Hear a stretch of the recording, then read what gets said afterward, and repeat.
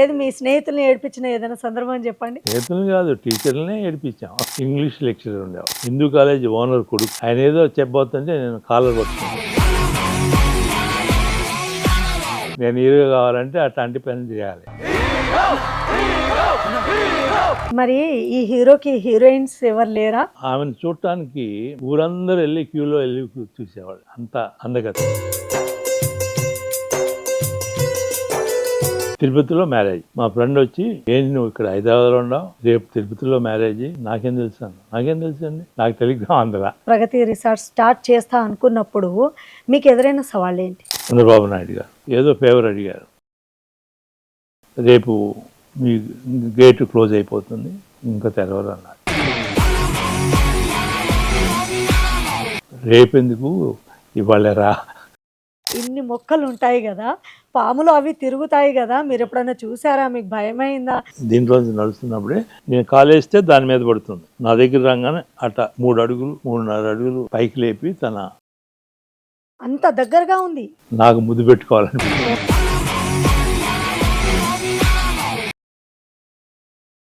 అందరికీ నమస్కారం, నేను రీచర్. సత్యాగ్రహ కార్యక్రమానికి స్వాగతం, సుస్వాగతం. ఈరోజు మనతో పాటు ఉన్న అతిథి ఓ మామూలు వ్యక్తి కాదు.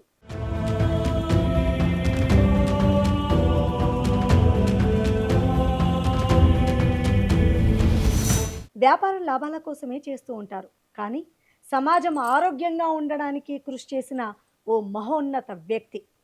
కోట్లాది రూపాయల విలువైన భూమిని రియల్ ఎస్టేట్లా కాకుండా ఓ నందనవనంలా తీర్చిదిద్దిన ప్రగతి రిసార్ట్స్ చైర్మన్ గడ్డిపాటి బాలకోటేశ్వరరావు గారు.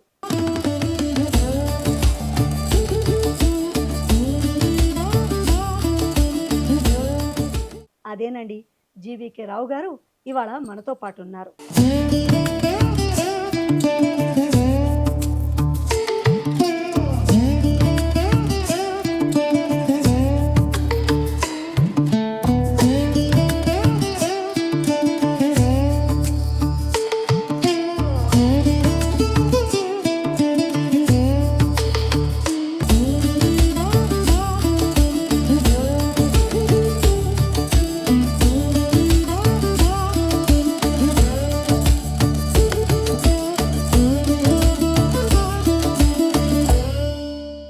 నమస్కారం సార్. నమస్కారం. బాగున్నారా? వండర్ఫుల్. ఆరోగ్యం బాగుందా? First class. ఎస్. జీవీకే రావు గారు అంటే మా అందరికీ కొంచెమే తెలుసు. మీ కుటుంబ నేపథ్యం, ఎంతమంది మీరు, ఒక్కసారి మా ప్రేక్షకులకి. మా స్వగ్రామం నల్లూరిపాలెం, రేపల్లె, గుంటూరు డిస్ట్రిక్ట్. ఇప్పుడు బాపట్ల డిస్ట్రిక్ట్గా చేశారు. మేముండే ఇల్లు 1953లోనే మంచి బంగ్లా కట్టించారు మా నాన్నగారు. ఆ ఇంటి ముందు రోడ్డు తర్వాత చెరువు అంటే ఫస్ట్ క్లాస్ అయిన ఈ పైరుగాల నుంచి ఎలా వస్తుందో చెరువు నుంచి కూడా మీకు మంచి వాటర్ యొక్క అలలతో పాటుగా చల్లదనం అనేది మాకు వండర్ఫుల్గా ఉండేది. దాంట్లో కలువ పూలు పెద్ద పెద్ద కలువ పూలు, వాటినే మేము తాగటానికి కూడా వాడేవాళ్ళం. ఆ రోజుల్లో ఆ చెరువు ఇంటి అవసరాలు అన్నిటికీ మధ్యలో అన్నమాట, ఊరు మధ్యలో చెరువు. మా ఇల్లు హైలైటెడ్ అండ్ నార్త్ ఈస్ట్కి ఈస్ట్ ఉంటుంది చెరువు. అద్భుతమైన వాతావరణం. మా నాన్నగారు 25 acres వ్యవసాయం, అది పూర్తిగా సేంద్రీయ వ్యవసాయం. ఆ రోజుల్లో తెలిసిన 1958, 55 ఆ టైంలో తెలీదు అసలు, యూరియా ఇవన్నీ రాలేదు అప్పుడు. కెమికల్ ఏంటంటే ఏమైనా ఎరువు వేయాలంటే పెంటపోగు అనేవాళ్ళు. పెంటపోగు అంటే మన ఇంట్లో ఒక 6 ఆవులు ఉండేవి, 4 ఎద్దులు ఉండేవి, దానికి దూడలు అవన్నీ కలిపి వాటి నుంచి ఏదైతే వస్తుందో అదే కంపోజ్ చేసి చెలక వాడేవాళ్ళు. పెస్టిసైడ్ ఉండేవి కావు, అసలు తెలియదు ఆ టైంలో. పెస్టిసైడ్స్ ఇవన్నీ ఏమీ లేవు. అద్భుతమైన ఆ పర్యావరణం అనేది ఆ ఊరు మొత్తం, ఎక్కడికి వెళ్ళినా ఏదైనా నీళ్లు తాగటం కూడా మేము అప్పుడు అక్కడ కాలువల్లో నీళ్లు పారుతూ ఉంటాయి. ఉమ్. అవి చెరువుల్లోకి వస్తూ ఉంటాయి. ఆ, దోశలతో ఆ నీళ్లు తాగేవాళ్ళం. పాపం. ఆ రోజుల్లో మాకు కాలుష్యం, దీంట్లో ఏదన్నా చెడు అనే ఆలోచనే వచ్చేది కాదు. అలాంటి వాతావరణంలో పెరగటం జరిగింది. చిన్నప్పటి నుంచే మీకు హృదయానికి హద్దుకుంది ప్రకృతి. ఆ ప్రకృతి అంటే ఇక అది పంచభూతాలు స్వచ్ఛమైన స్థితిలో అద్భుతమైన ఫీలింగ్స్ అనమాట. చెరువు ఒడ్డున మేము మెరక ఉండేది. ఆ ఎత్తున ఉండటం వలన మాకు ఫుల్ వ్యూ 12 acres ఆ చెరువు చక్కగా లేవంగానే ఫస్ట్ కనిపించేది మాకు అదే. ఇంట్లో నుంచి బయటకు వస్తున్నా ఆ. ఉంటున్నా అట్లాగే ఆవులు కూడా మాకు ఆ రోజుల్లోనే మా అమ్మగారు ప్రత్యేకంగా ఈ పాడి అంటే పాలు, అవి మాకు ఆ పాల కేంద్రంకి అవి పాలు అనేది దాంతోనే ఆదాయం. అప్పట్లోనే పాల కేంద్రం ఉండేదా సార్?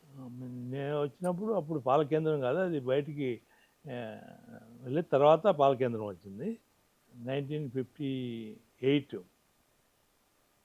మా ఆదాయం మా 25 ఎకరాలు పంట, అది దానికి తోడు మా అమ్మగారు ఈ పాడితో మా చదువు, మేము ఐదుగురులో నేను పెద్దవాడిని.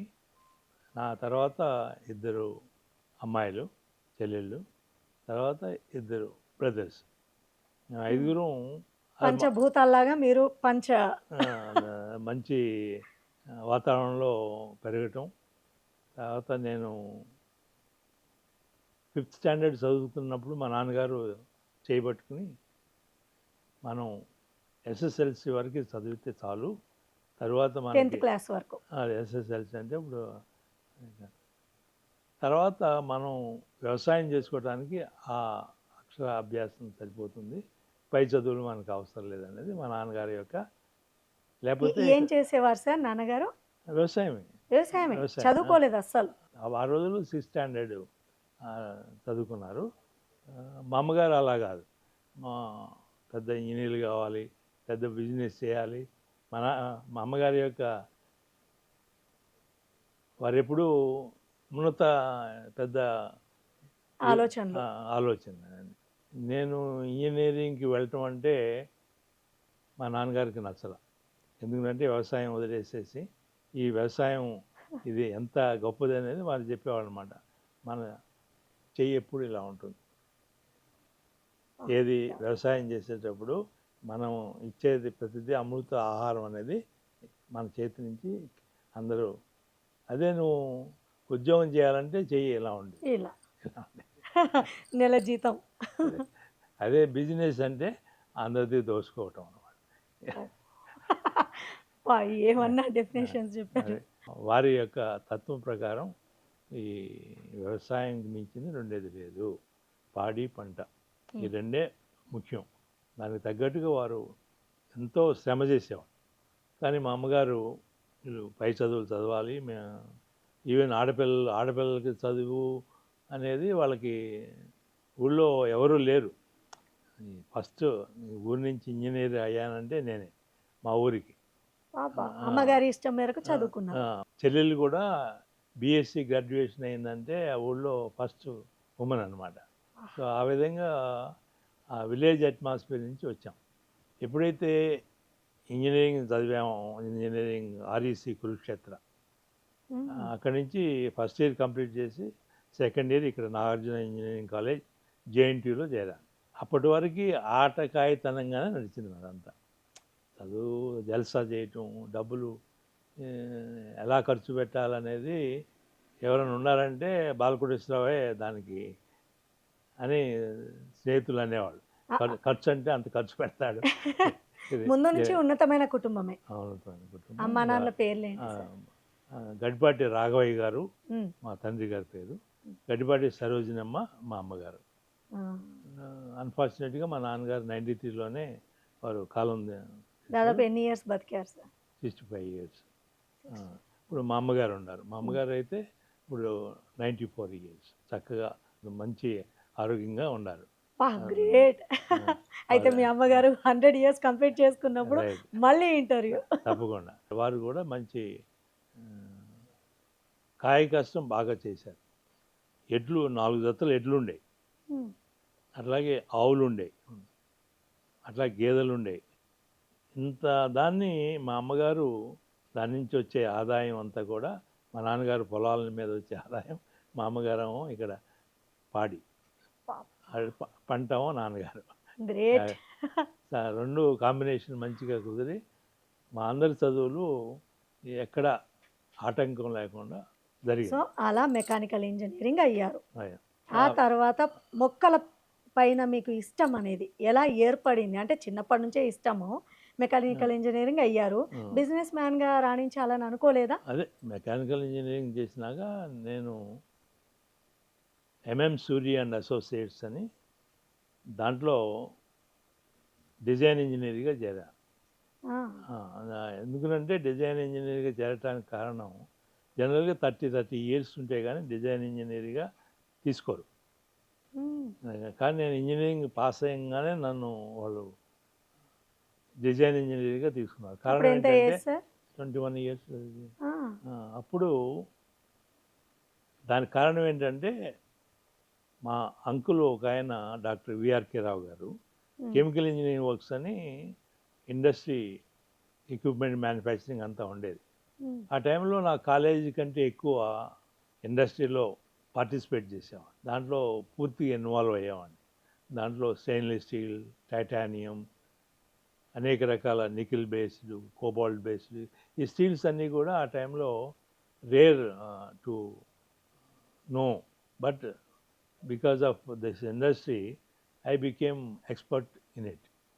సో దాంతో నాకు ఇంటర్వ్యూ లేకుండానే డాక్టర్ వరప్రసాద్ గారని వారు మా అంకుల్కి ఫ్రెండు నన్ను ఎంఎం సూర్య అసోసియేట్స్కి క్యాజువల్గా ఎమ్మటే తీసుకెళ్ళారు మా అంకుల్తో పాటు.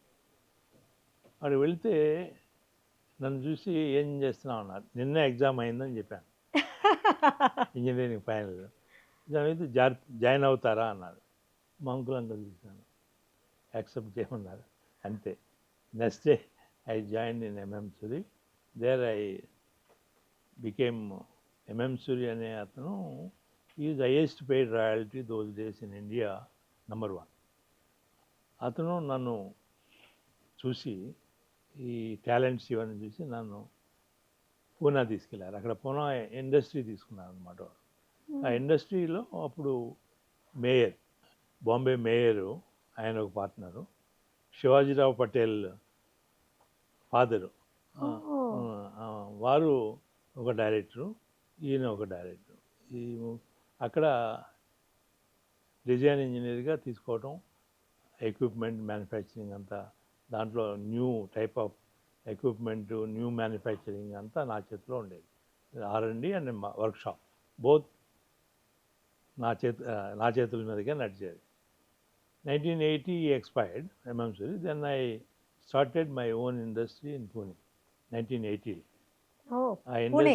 పూణేలో అక్కడ మెక్ఫ్యాబ్ ఇంజనీరింగ్ వర్క్స్ అని స్టార్ట్ చేసి we became number 1 in equipment manufacturing with the standards of Lloyds, Bureau Veritas, Bass Council, PDL, Nagpur explosives. ఆ రోజుల్లో అది ఉందంటే క్వశ్చన్ ఉండదు. ఎక్విప్మెంట్ మ్యానుఫ్యాక్చరింగ్కి అన్ని రకాల స్టాండర్డ్స్, హైయెస్ట్ స్టాండర్డ్స్ పూనా మొత్తంలో ఒకే ఇండస్ట్రీ మాదే ఉండేది. అన్ని స్టాండర్డ్స్ మేము అప్రూవల్ చేయించుకున్నాం. దాంతో ఏమైంది, ఎక్విప్మెంట్ ఏదైనా సరే మేము ఆర్డర్స్కి వెళ్ళేవాళ్ళం కాదు. మాకు వచ్చిన ఆర్డర్స్ ఏ అయితే ఉన్నాయో మేము చూజ్ చేసుకునేవాళ్ళం. దానివల్ల ప్రైస్ కూడా మేము చెప్పిన ప్రైసే ప్రైస్. మేము చెప్పిన ప్రైస్కి నెగోషియేషన్ ఉండేది కాదు. 3-4 టైమ్స్ ఎక్కువ ఉండేది మా ప్రైస్ అంతా. అయినా కూడా మాకే ఇచ్చేవాళ్ళు. బికాజ్ క్వాలిటీ క్వాలిటీ బాగుంటుంది. ఇంటర్నేషనల్ స్టాండర్డ్స్ అవి ఉంటుంది, రిపేర్స్ ఏమి ఉండవు అని. ఆ విధంగా Pune has become a base for me to take off. అప్పుడు solar water heating systems we are number 1 in India ఆ రోజుల్లోనే. 83-85లో సోలార్ వాటర్ హీటింగ్ సిస్టమ్స్ మేమంతా 1 lakh లీటర్స్, 2 lakh లీటర్స్ ఇవన్నీ కూడా అన్ని డైరీ ఫార్మ్స్ ఇన్ ఇండియా మాదే ప్రోడక్ట్. అట్లాగే బిహెచ్ఎల్ ఆర్ఎండి వాళ్ళు కూడా మా దగ్గరే కొనుక్కొని వాళ్ళు మార్కెటింగ్ కూడా చేసేవాళ్ళు. ఆ విధంగా వీ బికేమ్. అట్లాగే ఆర్ఎండి డిగి Pune research and development, that is defence, వాళ్ళు కూడా -19°C వాళ్ళకి కరెంట్ అవన్నీ తీసుకెళ్లే సౌకర్యం అక్కడ ఉండేది కాదు. డిఫెన్స్ వాళ్ళ బోర్డర్స్ ఇవన్నీ. అలాంటి చోట వి గివెన్ సోలార్ కలెక్టర్ -19°C కూడా ఐస్ వేస్తే వాటర్గా వచ్చేటట్టుగా. ఓ అలాంటి ప్రదేశాల్లో there is no other alternative. ఆ రోజుల్లో ఈ కరెంట్ సో ఏముండవు. మీకు చాలా డిమాండ్ ఉండేది అయితే. దాంట్లో డబ్బు అనుకున్న దానికంటే చాలా ఎక్కువ వచ్చేది. ఎక్కువ వచ్చేది. దాంతో ఇండస్ట్రీ, పెద్ద ఇండస్ట్రీకి వెళ్ళాలనేది హై స్పీడ్ స్టీల్ అనేది ఒరిస్సాలో అక్కడ ప్రాజెక్ట్ పెట్టాం. ఇక్కడ పూణేలో 3 ఇండస్ట్రీస్ ఉండి అక్కడ స్టార్ట్ చేసాం. అది జేబీ పట్నాయక్ అప్పుడు చీఫ్ మినిస్టర్ ఆఫ్ ఒరిస్సా. ఆయన ఇండస్ట్రీకి రావడం, ఇట్లాంటి ఇండస్ట్రీ ఎక్కడా లేదు హై స్పీడ్ స్టీల్ అనేది. We are importing all high speed steel from other countries. మనం మ్యానుఫ్యాక్చరింగ్ ఇండియాలోనే ఒరిస్సాలో టిట్లా గారు అక్కడ చేస్తున్నప్పుడు వారికి చాలా అభిమానం. మా ఒరిస్సాకి ఆంధ్రా నుంచి ఒక యువకుడు వచ్చి ఇక్కడ స్టార్ట్ చేసి చాలా సక్సెస్ఫుల్గా నడిపిస్తున్నానని ఆయన. అట్లా తర్వాత బీజు పట్నాయక్ ఆయన కూడా మా ఇండస్ట్రీస్ రావడం, గొప్ప గొప్ప వాళ్ళతో అసలు ఆ టైంలోనే. అలా చేస్తూ చేస్తూ ఢిల్లీలో కూడా మాకు ఈ కాంట్రాక్ట్స్ ఇవనేది చాలా అవసరం. ఇంపోర్ట్ ఎక్స్పోర్ట్స్ ఇవన్నీ చేసుకోవడానికి. హై స్పీడ్ స్టీల్ అనేది దానికి ఎక్విప్మెంట్, లాంగ్ ఫోర్జింగ్ మిషన్, దాన్ని ఇంపోర్ట్ చేసుకోవడానికి డ్యూటీ అప్పుడు 85%. అంటే ఎక్విప్మెంట్ డ్యూటీ 12.5 crores ఆ రోజుల్లో డ్యూటీ. 30% ప్రోగ్రెస్ చూస్తుంటే 70% పొల్యూషన్ కింద మనం నాశనానికి హేతువుగా, వినాశనానికి హేతువుగా కనిపిస్తుంది అనే దాంట్లో why not we go into environment, biodiversity అనే దృక్పథంతో వాటిని మా బ్రదర్కి ఆ ఇండస్ట్రీ ఇచ్చేసి ప్రగతి అనే పేరు పెట్టుకుని ఇక్కడ ల్యాండ్స్, వేస్ట్ ల్యాండ్స్లోనే చేయాలి. అందరూ ఏదైనా చేయాలంటే ఫెర్టైల్ ల్యాండ్స్ కావాలి, అబండెంట్ వాటర్ ఉండాలి, ఇవన్నీ కోరుకునేవాళ్ళు. కానీ నేను కాంక్రీట్ జంగిల్ లాంటి ల్యాండ్ని తీసుకున్నారు అని విన్నాము. కాంక్రీట్ జంగిల్ కూడా కాదు. జంగిల్ అయితే మొక్కలు అవన్నీ ఉంటాయి. జంగిల్ కూడా కాదు, ఇది ఎడారి. ఎడారి. సో అలాంటి ఇండియా ఇటువంటి ప్రదేశం వెతికే ముందు వరల్డ్లో ఎక్కడైనా ఇలాంటి ఎడారుల్లో పంటలు పండించటం, ఈ హార్టికల్చర్, అగ్రికల్చర్ చేయటం ఎక్కడైనా ఉందా అని చూస్తే ఇజ్రాయెల్ కంట్రీ నాకు తెలిసింది. ఇజ్రాయెల్ అంటే అక్కడ రెయిన్స్ ఉండవు, there are no rivers, complete the soil is sand, and they become number 1 in the world, either agriculture or horticulture, or they become number 1. మాది చూసి రావాలనేది పెట్టుకుని 15 days I went to Israel. I studied their drip irrigation, sprinklers, how to manage the water very efficiently, and also how to convert sand into fertile land. ఇవన్నీ కూడా అక్కడి నుంచి చూసి ఇక్కడ start చేయడం జరిగింది.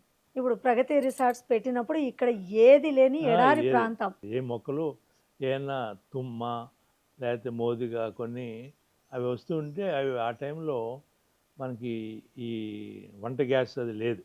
93, 95 ఆ టైం అంతా కూడా ఇంట్లో వంట వండుకోవాలంటే ఈ కట్టెలు కావాలి. కట్టెలు ఏమైనా పెరుగుతున్నాయి అంటే అది ఇక్కడ 10 ఎకరాలు ఉంటే 10 ఎకరాలు 200కో 300కో కాంట్రాక్ట్ ఇచ్చేసేవాళ్ళు. మీరు కొట్టుకోండి, పెరుగుతూ ఉంటాయి. ప్రతి 5 ఇయర్స్‌కి ఏదైనా పెరుగుతుంటే అవి అట్లాగా వదిలేసిన ల్యాండ్ ఇది. సో మొత్తం మీద ప్రగతి రిసార్ట్స్ని ఏ ఇయర్లో స్టార్ట్ చేశారు? ఎందుకు ప్రగతి అనే పేరు పెట్టారు? ఏమన్నా మీ ఫ్యామిలీలో ఎవరైనా ఉన్నారా? లేదు, ప్రగతి అనే పేరు ఇంట్లో ఫ్యామిలీలో బ్యాక్గ్రౌండ్ అది కాదు. ప్రగతి అంటే స్వచ్ఛమైన ఒక స్వర్గానికి దారి అని. అంటే అత్యున్నతమైనది. అత్యున్నతమైనది మనకేంటి? స్వర్గం. స్వర్గం. గతి అంటే దారి. ఓ స్వర్గానికి దారి దారి. ప్రగతి రిసార్ట్స్ అంటే. ప్రగతి రిసార్ట్. ఎందుకంటే ఈ కాలుష్యం దీని నుంచి బయటపడటానికి మనం వృక్షో రక్షిత రక్షిత గో సంరక్షణ, దాంతో మన పూర్వీకులు తీసుకొచ్చిన సత్యమేవ జయతే, ధర్మో రక్షిత రక్షిత, ఇవన్నీ కూడా నాకు ఈ వేదాల పరంగా, ఉపనిషత్తుల పరంగా, భగవద్గీత 6th స్టాండర్డ్లోనే భగవద్గీత నేను కంఠస్థం చేశాను. మాకు ఈ వ్యాసాశ్రమం అని తిరుపతి దగ్గర ఏర్పాడు. అక్కడ నన్ను చదువుకి అక్కడ పంపిస్తే అక్కడ ప్రతిరోజు ఈ భగవద్గీత ఈ పారాయణం ఎప్పుడు జరుగుతూ ఉంటుంది. ఎన్నిసార్లు దర్శించుకున్నారు సార్ తిరుపతి వెంకటేశ్వర స్వామిని? సినిమా చూడాలనుకున్నప్పుడల్లా పైకి వెళ్ళి దర్శనం చేసుకునేవాళ్ళం. ఒక్కోసారి దర్శనం చేసుకోకపోయినా గుండు కొట్టించుకుని వచ్చేసేవాళ్ళం. ఎందుకంటే మాకు సెలవులు ఇచ్చేవాళ్ళు. మేము సినిమా చూడాలనేది పెద్ద కోరిక ఆ రోజుల్లో. 5th 6th స్టాండర్డ్లో సినిమా చూడాలంటే తిరుపతి మొక్కుందని ఆ విధంగా చెప్పేసి. ఇంట్లో కాదు, ఆశ్రమంలో చదువుకునేటప్పుడు ఆశ్రమంలో వార్డెన్ అంతా ఆశ్రమంలోనే. మా అంతా 5th స్టాండర్డ్ 6th స్టాండర్డ్ మా బట్టలు మేము ఉతుక్కోవాలి. చాలా డిసిప్లిన్ ఉంటుంది అక్కడ అంతా. టోటల్గా ఈ పారాయణం అనేది సాయంత్రం 6 దగ్గర నుంచి 7 వరకు శ్రీ సద్గురు మలయాళ స్వామి వారు కూర్చుని మా అందరి చేత అది భగవద్గీత పారాయణం చేయించేవాడు. మొత్తానికి సినిమా చూసారా లేదా ఒక్కసారైనా? సినిమాకి వెళ్ళేవాళ్ళం. ఏదో ఒకటి చెప్పేవాడు, తిరుపతి మొక్కు అని చెప్పి అప్పుడప్పుడు సినిమాలు చూసేవాళ్ళం. అప్పుడు ఆటగాయితనంగా ఉండేది. అప్పుడే తెలియకుండా స్మోకింగ్ అంటే కాస్త జాగ్రత్తగా 5th స్టాండర్డ్లోనే అమ్మో అవన్నీ చేయటం జరిగింది. మీలో కూడా నాటీ బాయ్ ఉన్నారు అయితే. అప్పుడు చాలా అల్లరి పిల్లాడి కింద లెక్క. బాగా అల్లరి చేసేవారు. ఏది మీ స్నేహితుల్ని ఏడిపించిన ఏదైనా సందర్భం చెప్పండి. స్నేహితులు కాదు, టీచర్లనే ఏడిపించాం. నేను ఇంకా చాలా చిన్నగా ఆలోచిస్తున్నా. టీచర్లనే ఏ టీచర్ని బాగా మీరు ఏడిపించారు? ఇంజనీరింగ్ కాలేజీ పియూసీలో మచిలీపట్నం హిందూ కాలేజ్. దాంట్లో ఇంగ్లీష్ లెక్చరర్ ఉండేవాడు. ఆయన హిందూ కాలేజ్ ఓనర్ కొడుకు. ఆయన ఏదో చెప్పబోతుంటే నేను కాలర్ పట్టుకున్నాను. ఎందుకు సార్? ఆయన కాస్త భయపెట్టాలి పిల్లల్ని అనేది బాగుంటుండే ఆయనలో. మీరే రిటర్న్ భయపెట్టించారు. నేను ఎందుకు భయపెట్టు, నేను హీరో కావాలంటే అట్లాంటి పని చేయాలి. అంటే కాలేజీలో హీరో అంటే జీవీకే రావు. ఎక్కడైనా హీరోలా ఉండాలని అనుకునేవాళ్ళు. ఆ విధంగా కాలేజీల్లో, స్కూల్స్లో అయితే టీచర్ని వాళ్ళు అటు చదివిస్తూ రాస్తుంటే వెనక నుంచి చెప్పండి చెప్పండి. ఈ పేపర్తో బాణాలు వేసి మిమ్మల్ని చూస్తే చాలా గంభీరంగా కనిపిస్తే నేను మొదట్లో భయపడిపోయాను. కానీ మీలో ఎంత సున్నితమైన హృదయం ఉందంటే మంచు కన్నా చల్లనిది అనిపిస్తోంది. లైఫ్ అంతా కూడా 1972 వరకు ఆటకాయితనంగానే నడిచిపోయింది. నాకు ఒక డౌట్ వచ్చింది. ఇప్పుడు మీరు చాలా ఆకతాయితనంలో ఉన్నారు కదా, మీ ఫ్రెండ్స్ అందరు మిమ్మల్ని ముద్దుగా ఏమని పిలిచేవాళ్ళు? జీవీకే రావు గారు అనేవారా? హీరో కదా మీరు? హీరోగానే లీడర్. ఎప్పుడైనా నా క్లాస్ నేను చదివినంతకాలం క్లాస్లో నేనే లీడర్ని. నన్నే లీడర్గా లీడర్షిప్ క్వాలిటీస్ ఉన్నాయి. లీడర్గా ఏకగ్రీవంగా అనుకుంటేనే అది టీచర్లు అందరు సహకరిస్తేనే లీడర్ అవుతారు. ఆ విధంగా నేను ఎప్పుడు లీడర్గా ఉండేవాడిని. టీచర్లని బాగా ఏడిపిస్తుండేవాడిని. అట్లాగే సినిమాలు ఇవన్నీ కూడా ఇంజనీరింగ్ కాలేజీలో కురుక్షేత్ర ఆర్ఈసి అక్కడి నుంచి మేము చక్కగా అంబాలా కర్నాల్ మంచి డ్రింక్స్ తీసుకోవటానికి అక్కడ లిక్కర్ అదంతా బ్రహ్మాండంగా ఆ డిఫెన్స్ అయింది కదా మంచి ఆ, అన్ని వెరైటీస్ చాలా తక్కువ తక్కువ ధరలో వచ్చాయి. మ్మ్. ఆ డిఫెన్స్లో వాళ్ళని ఎవరైతే డిఫెన్స్లో పనిచేస్తున్నారో వాళ్ళని స్నేహితం అప్పుడు ఆ రోజుల్లో వాళ్ళని స్నేహితంగా చేసుకుని వాళ్ళ దగ్గర నుంచి ఈ బాటిల్స్ ఇవన్నీ ఆల్మోస్ట్ మరి ఈ హీరోకి హీరోయిన్స్ ఎవరు లేరా? ప్రేమించేవాళ్ళం. ఆ, కానీ అటువైపు వన్ సైడే రెండు ఆ, అయ్యో నేను నిజంగా ఆ కాలంలోనంట అమ్మాయిలతో మాట్లాడడానికి చాలా భయపడే వాళ్ళంట, అవును, నిజమేనా? చాలా అంటే అది మాట్లాడితే ఇంకా వీడైపోయాడు వీడిని ఆ విధంగా వెళ్ళేస్తారు. పొరపాటున చెయ్యి తగలటమే అంటే అది చాలా ఇది పా. మేము చదువుకునేటప్పుడు హాస్టల్ లేడీస్ హాస్టల్ సపరేట్గా ఉమ్, జెంట్స్ హాస్టల్ సపరేట్గా ఉండేది. ఉమ్, హోలీ జరిగినప్పుడు ఉమ్, మేము వెళ్ళి ఆ ఫెన్స్ దగ్గర నిలబడేవాళ్ళం. ఉమ్. ఎవరైనా అమ్మాయిలు వస్తే రంగు రుద్దుదామని. వెళ్తా. అప్పుడు చెయ్యి తగిలితేనే అప్పుడు పెద్ద ఇదన్నమాట. పాప అమ్మో బాలకోటేశ్వరరావు ఆ అమ్మాయి చేతికి రాశాడు ఈ రంగులు ఇవన్నీ చేతికి రాశాడు. చిన్నతనంలో మీ మనసు దోచుకున్న అమ్మాయి ఎవరైనా ఉందా అసలు? ఫిఫ్త్ స్టాండర్డ్లో ఉమ్, ఒకరు, వీళ్ళ ఎస్ఎస్ఎల్సి వచ్చేసరికి ఇంకొకళ్ళు, అలా ఏజ్ పెరుగుతున్న కొద్దీ ఒక్కొక్కరు. ఊరి నుంచి వచ్చేస్తాం. ఊళ్ళో అప్పుడు ఊళ్ళో వాళ్ళు టౌన్కి వచ్చినప్పుడు ఆ విధంగా ఇప్పుడు మీరు లవ్ మ్యారేజా సార్ లేకపోతే arrange marriage? Arrange marriage. Arrange marriage నాకేంటి, తిరుపతిలో మ్యారేజ్. మా ఫ్రెండ్ వచ్చి ఏంటి నువ్వు ఇక్కడ హైదరాబాద్లో ఉన్నావు, రేపు తిరుపతిలో మ్యారేజ్ ఏంటంటే నాకేం తెలుసు అండి, వాళ్ళు టెలిగ్రామ్ పంపించారు, నాకు టెలిగ్రామ్ అందరా. వాళ్ళంతా రెడీ. నేను మీకు తెలియదు మ్యారేజ్ అన్న సంగతి కూడా? వెళ్ళి స్టేషన్లో చూడటం, రైల్వే స్టేషన్లో పెళ్లి చూపులు కూడా లేవు? పెళ్లి చూపులు ఏంటి, వాళ్ళంతా డిసైడ్ చేశారు. స్టేషన్లో ఆమె ఎక్కుతుంది, నేను ఎక్కుతున్నాను రైల్వే స్టేషన్లో. అప్పుడే చూడడం ఇంకా అంతే, స్టేషన్లో చూడటం. ఏం పేరు సార్ మేడం పేరు? వెంకటకుమారి. వెంకటకుమారి.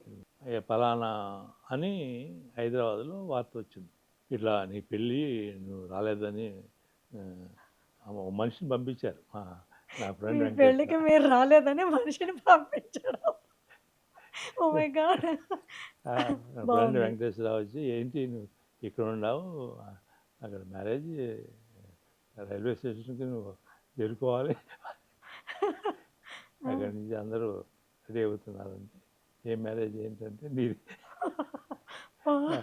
తెలియదు. అప్పుడు మాకు అంకుల్ డాక్టర్ విఆర్కే రావు గారు అని ఉన్నారు. వారికి ఫలానా అని ఎవరు అమ్మాయి అంటే ఈ సూపల్లి అట్లా కనీసం మీ బంధువుల అమ్మాయి కూడా కాదు? కాదు. ఆ అమ్మాయి ఫలానా అని తెలిసింది. అంటే మీ అమ్మగారు ఇష్టపడ్డారా, నాన్నగారా, ఎట్లా కూడా అమ్మ తెలియదు? నాన్నగారు. డాక్టర్ విఆర్కే రావు గారు ఎవరైతే వీళ్ళ mother Venkatakumari would be mother గురించి ఆయన చెప్పాడు. ఆయనకి అక్కడ పక్కపక్కన ఇల్లు, అక్కడ ఉండేవారు వీళ్ళ మదరు. ఆ మదర్ గురించి చెప్తుంటే ఆమెను చూడటానికి మా ఊరు వస్తే నల్లూరుపాలెం వస్తే ఊరందరూ వెళ్ళి క్యూలో వెళ్ళి చూసేవాళ్ళు. అంత అందగత్తి, అంత అంత అలాంటి అవన్నీ చెప్పుకుంటూ వచ్చారు. నాకు అందగత్తి అంటే పొడుగు జడ. ఆ రోజుల్లో మంచి కుటుంబం, మంచి జరుగుతుంది. చదువుకున్నారా సార్ మేడం? మేడం అప్పుడు ఫిఫ్త్ స్టాండర్డ్ కంప్లీట్ చేసినట్టున్నారు. ఫిఫ్త్ స్టాండర్డ్ అప్పుడు ఫిఫ్త్ అంటే ఇప్పుడు 10th ఇంటర్తో సమానం. అంత తర్వాత ఇక్కడ పూనా వచ్చినాక she did matriculation and then he did BCom. After marriage తర్వాత ఇవన్నీ దెన్ ఎంకామ్ ఇవన్నీ అవన్నీ. నేను 5th ఆపేశారేమో అనుకున్నాను. అంటే మ్యారేజ్ అయ్యి పూనాలో చేరినాక she started education. Great sir. Mysore యూనివర్సిటీలో ఎంకామ్ చేశారు. ఇటు పిల్లలు పిల్లలు ఎంతమంది సార్? ఒకళ్ళే ఒక అజయ్ చంద్ర, ఓన్లీ వన్ సన్, ఒక్క బాబు ఒక మాత్రమే. బాబు. వాళ్ళ మదర్ లాగానే ఈమె కూడా చాలా ఉన్నత భావాలన్నీ, మంచి చక్కని కుటుంబానికి కావాల్సిన అన్ని రకాల సపోర్ట్ ఆమె. ఈరోజు ఆమె ఫైనాన్స్ డైరెక్టర్. కంప్లీట్ ఫైనాన్స్ అంతా కూడా ఆమె చూసుకుంటుంది. మీ ప్రతి పనిలో మేడం హ్యాండ్ ఉంది అయితే. మేడం ఏమన్నా ఒక 10 రూపాయలు కావాలంటే అడగాలి నేను. ఆ! ఇప్పటికేనా సార్? ఇంకా నా దగ్గర ఏమంటే ఇంకా పెద్ద వా ఎవరైతే స్త్రీని గౌరవిస్తారో, రెస్పెక్ట్ ఇచ్చిన ఆ ఫ్యామిలీ వర్ధిల్లుతుందంటే దానికి ఎగ్జాంపుల్ మీరే సార్. ఆమె తోడ్పాటు, ఆమె యొక్క సహకారంతోనే ఈ పొజిషన్కి రావటం కారణం. నాకు ఒక సందేహం, తప్పుగా అనుకోకూడదు. మీరు 5 మెంబర్స్ అన్నారు. మీ సంతానం, మీ నాన్నగారికి, అమ్మగారికి. మీరెందుకు ఒక్క బాబుతో ఆపేశారు? బాబుతో ఆపేయటం కాదు, హ్మ్. నాకు ఆడపిల్లలు పుడుతూనే సమ్ మల్టీ ప్రాబ్లమ్స్ జరుగుతున్నాయి. ఆ విధంగా మేల్కి ఛాన్స్ ఉంది కానీ ఫిమేల్కి ఛాన్స్ లేదనేది అదేదో మన పూర్వకర్మ ఏమిటో అది. ఆ విధంగా ఇక్కడ డాక్టర్ అడ్వైస్తో ఆపేయాల్సి. అయ్యో! అదర్వైజ్ మీకు అమ్మాయిలంటే ఇష్టమా సార్? చాలా ఇష్టం. ఇప్పటికి ఫీల్ అవుతారా అమ్మాయి లేదు అని ఒక అంటే ఇప్పుడు మనవరాలు వచ్చింది కదా. ఆహా! ఆ! మనవరాలు ఆ మనవరాలు లోటును తీరుస్తుంది. చాలా ఆ! అద్భుతమైన మంచి స్టాండర్డ్స్, క్వాలిటీ ఎడ్యుకేషను, మంచి పుష్టిగా అలా. కనీసం ఇద్దరినైనా చూడాలి అని అనుకోలేదా? సరే అబ్బాయిలైనా అదే ఓ నేను ఇద్దరు చూశాను అన్న కదా, తమ్ముళ్ళు. నలుగురు అలా అయిపోవటంతో ఇక నా ఆపేయాల్సి వచ్చింది. ఆహా! ఓకే. ఓకే. అది ఓకే. ఫిమేల్కి ఇక ఛాన్స్ లేదు, మరి ఇంకా ఎందుకు అని ఆపేయటం జరిగింది. ఇప్పుడు మీ బాబుకి పాప ఇంకా పాప ఒకటే పాప. ఒక్కతే పాప. ఓకే. బాగా అల్లరి చేస్తుంది అయితే. అల్లరంటే చాలా ధీమాగా ఉంటూ చేస్తుంది. మీ క్వాలిటీస్ వచ్చేసి ఉంటాయి. మీవా మేడంవి వచ్చాయా? మేడం వాళ్ళ అమ్మాయి యొక్క పోలికలు ఏం పేరు సార్? పేరుగా పిలిచడానికి లేకుండా అయిపోయింది ఇప్పుడు. Okay. Okay. Okay. I can understand. మీ అత్తమ్మ గారి పేరో అలాంటి.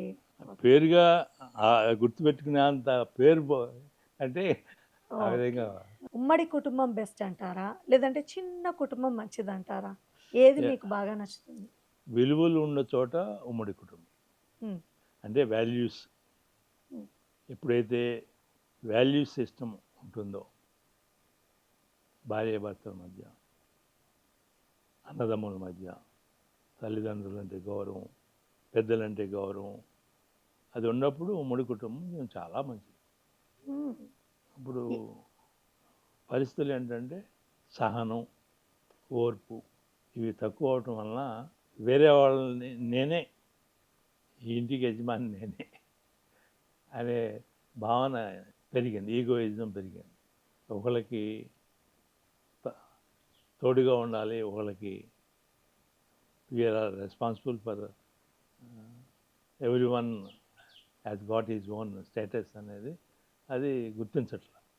ఎవరికి వారే మాకు ఏంటంటే మేమెంత అంటే మేము మేమెంత. ఇండిపెండెంట్గా ఉండాలి. తల్లిదండ్రులు, మీ తల్లిదండ్రులు దగ్గర మీరు వద్దు, మా తల్లిదండ్రుల దగ్గర వద్దు, మేము విడిగా కాపురం ఉండాలి అంటే స్వతంత్రత. అది మన యొక్క ప్రజెంట్. అందరూ కాదు, కొంతమంది నిజంగా ఈ ధోరణి మారాలి సార్. ఏంటంటే తప్పకుండా మారాలి. ఇప్పుడు ఆ స్వలాభం ఎప్పుడైతే పెరుగుతుందో వ్యాపారం చేసేది ఎవ్వరైనా లాభం కోసమే. తప్పకుండా మీరు దాదాపు ఇన్ని ఎకరాల భూమిని ఆ టైంలో దీన్ని అంతా చేసి పచ్చదనంగా మార్చడానికి చాలా స్ట్రగుల్ పడి ఉంటారు కదా! అసలు ఎలాంటి సవాళ్ళు ఎదుర్కొన్నారు?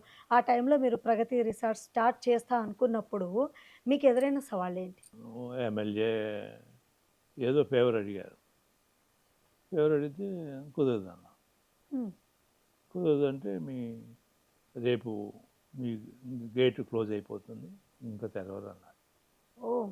రేపెందుకు, ఇవాళ రా, ఇవాళ వచ్చేది చూడు. ఆ! అలాంటి వాళ్ళు ఉన్నారు. వాళ్ళే టుడే దే బికమ్ వెరీ నన్ను పొగట్టం అవన్నీ ఉంటాయి. నాకు అర్థం కాదు సార్. ఒక మంచి పని చేయాలని తలచినప్పుడు కూడా ఇలాంటి సవాళ్ళు ఉంటాయా? వాళ్ళకి ఫేవర్స్ వాళ్ళ వాళ్ళకి ఆ ఫేవర్స్ ఆ! మనం చేయనప్పుడు ఎవరు ఏం చేస్తున్నా వాళ్ళకేంటి, వాళ్ళకి కావాల్సింది వాళ్ళు అడిగింది వాళ్ళకి కావాలి. ఎందుకంటే నేను ఎమ్మెల్యే, ఆ! నేను ఫలానా, నేను అడిగితే కాకపోవటం ఏంటి. ఇవన్నీ చూసినప్పుడు మీరు ముందు నుంచే లీడర్‌షిప్ క్వాలిటీస్ ఉన్నాయి గదా! ఉమ్. నేనే ఓ లీడర్‌ని అయితే సరిపోదా అని లీడర్ అనిపించలేదా? లీడర్కే లీడర్ మనం.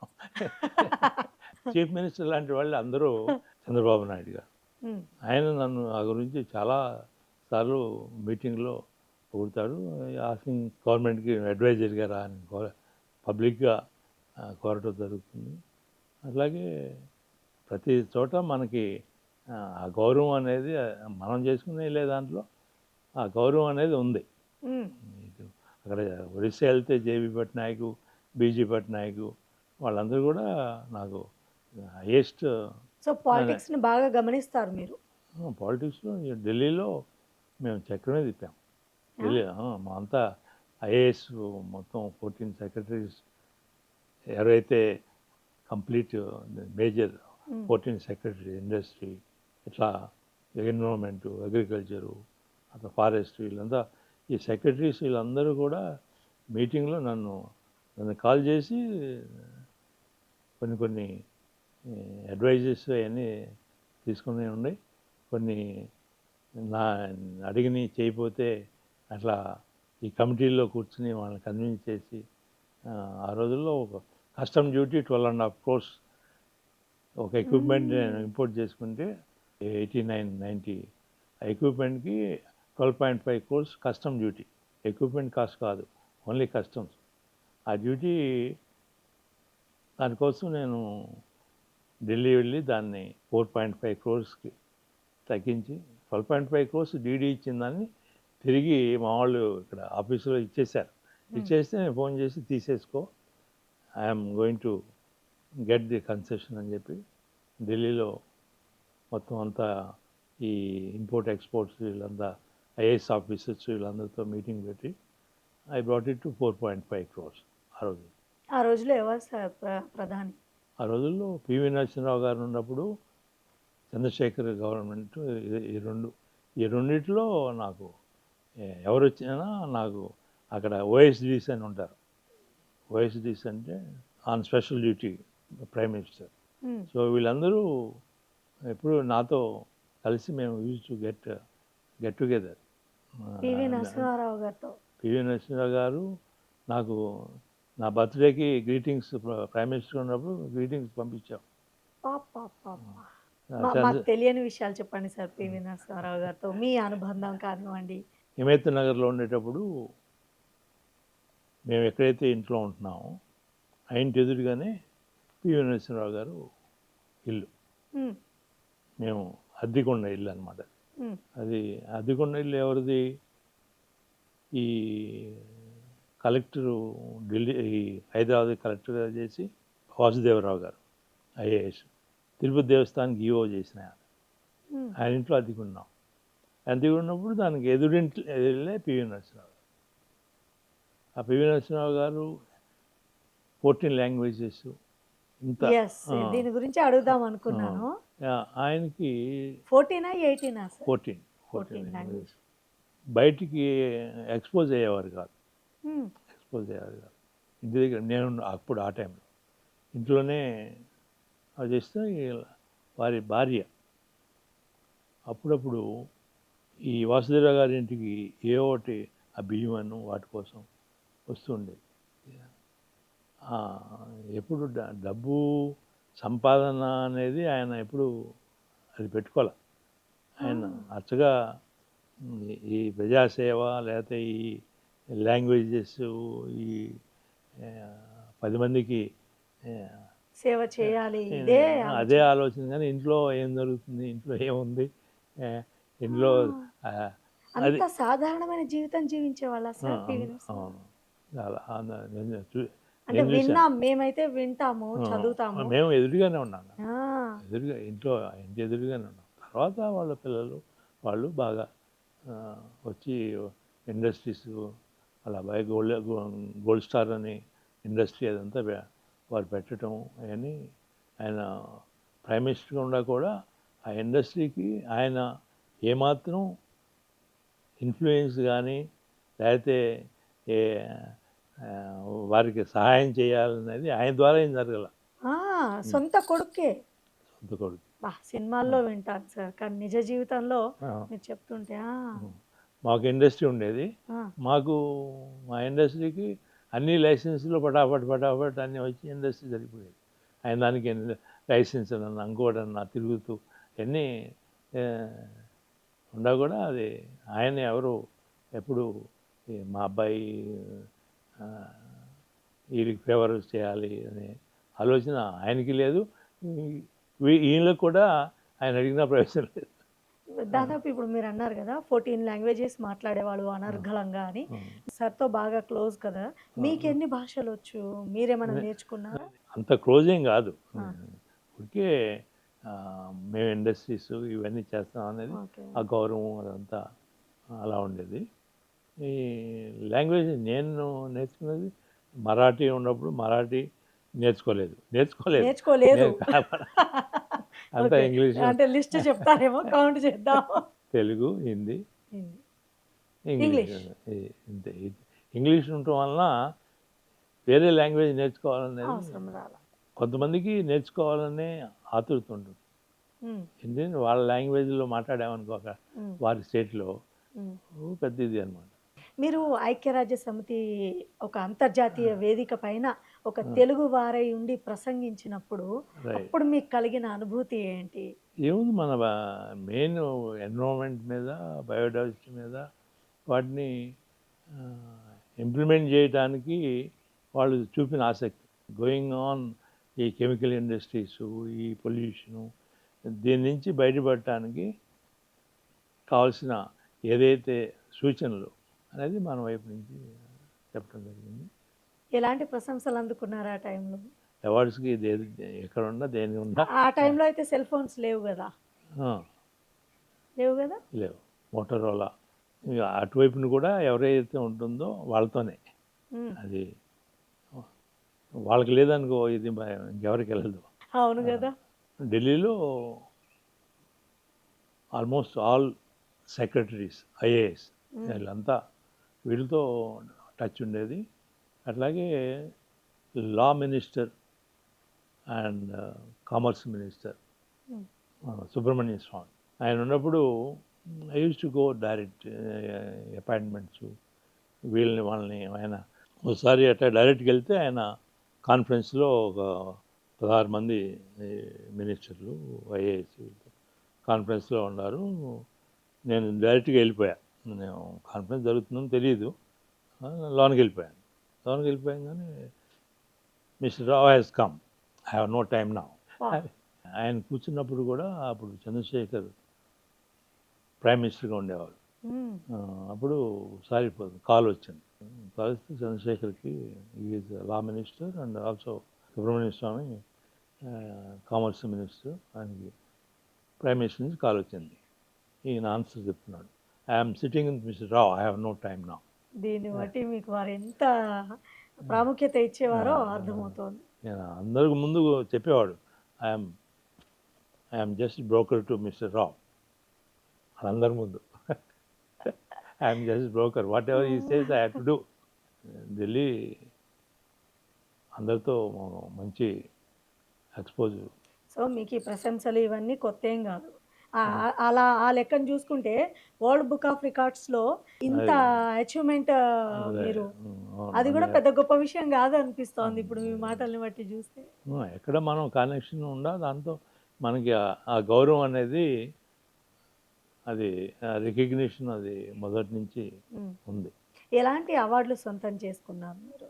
వరల్డ్ బుక్ ఆఫ్ రికార్డ్సే కాదు, ఎన్విరాన్మెంట్ మీద, బయోడైవర్సిటీ మీద మోర్ దాన్ 450 అవార్డ్స్. ఎక్కడున్నా దేంట్లో ఉన్నా అది అవార్డ్స్ అనేది కొత్త ఏం కాదు, వస్తూనే ఉంటాయి. అలాగే ఇప్పుడు ప్రగతి రిసార్ట్స్లో మన సంస్కృతిని మళ్ళీ మీరు గుర్తుకు తెచ్చేలాగా నక్షత్రవనం, నవగ్రహవనం, ఇలా ఏవో కొన్ని వింటూ ఉంటాను నేను. నిజంగా ఇంకా ఏమేమి ఉన్నాయి అండ్ వీటి వెనకాల ఆధ్యాత్మిక శాస్త్రీయ కోణం ఏమైనా దాగుందా? మన ఎన్ని ఏంటంటే మన ఋషులు చరక సంహిత సుశ్రుత సమేత అనేది ఉమ్, ఇవన్నీ ఆరోగ్యానికి సంబంధించిన ఈ వేదిక్ ప్లాంట్స్ అంటారు. ఉమ్, ఈ వేదిక్ ప్లాంట్స్ని మనం ఒక దేవుడి పేరు పెట్టి త్రిమూర్తి వనం, పంచవటి వనం, పంచభూత వనం, నవగ్రహ వనం, నక్షత్ర వనం, రాశి వనం, సప్తఋషి వనం, రేఖ పత్రికల వనం, అట్లాగే ప్రతిసారి లక్ష్మికి సంబంధించిన 14 వెరైటీస్ ఆఫ్ ప్లాంట్స్, సరస్వతికి మళ్ళీ సపరేట్గా ఆ విధంగా ఈ ప్లాంట్స్ అన్నీ కూడా ఒక వీటిలో కామన్ కూడా ఉంటాయి.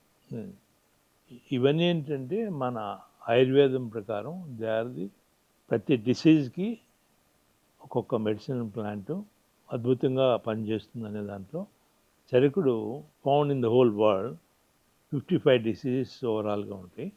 ఈ 55 డిసీజెస్కి ఈచ్ డిసీజ్కి 10 ప్లాంట్స్. ఈ 10 ప్లాంట్స్లో ఏ ప్లాంట్ అయినా సరిపోతుంది. ఉమ్.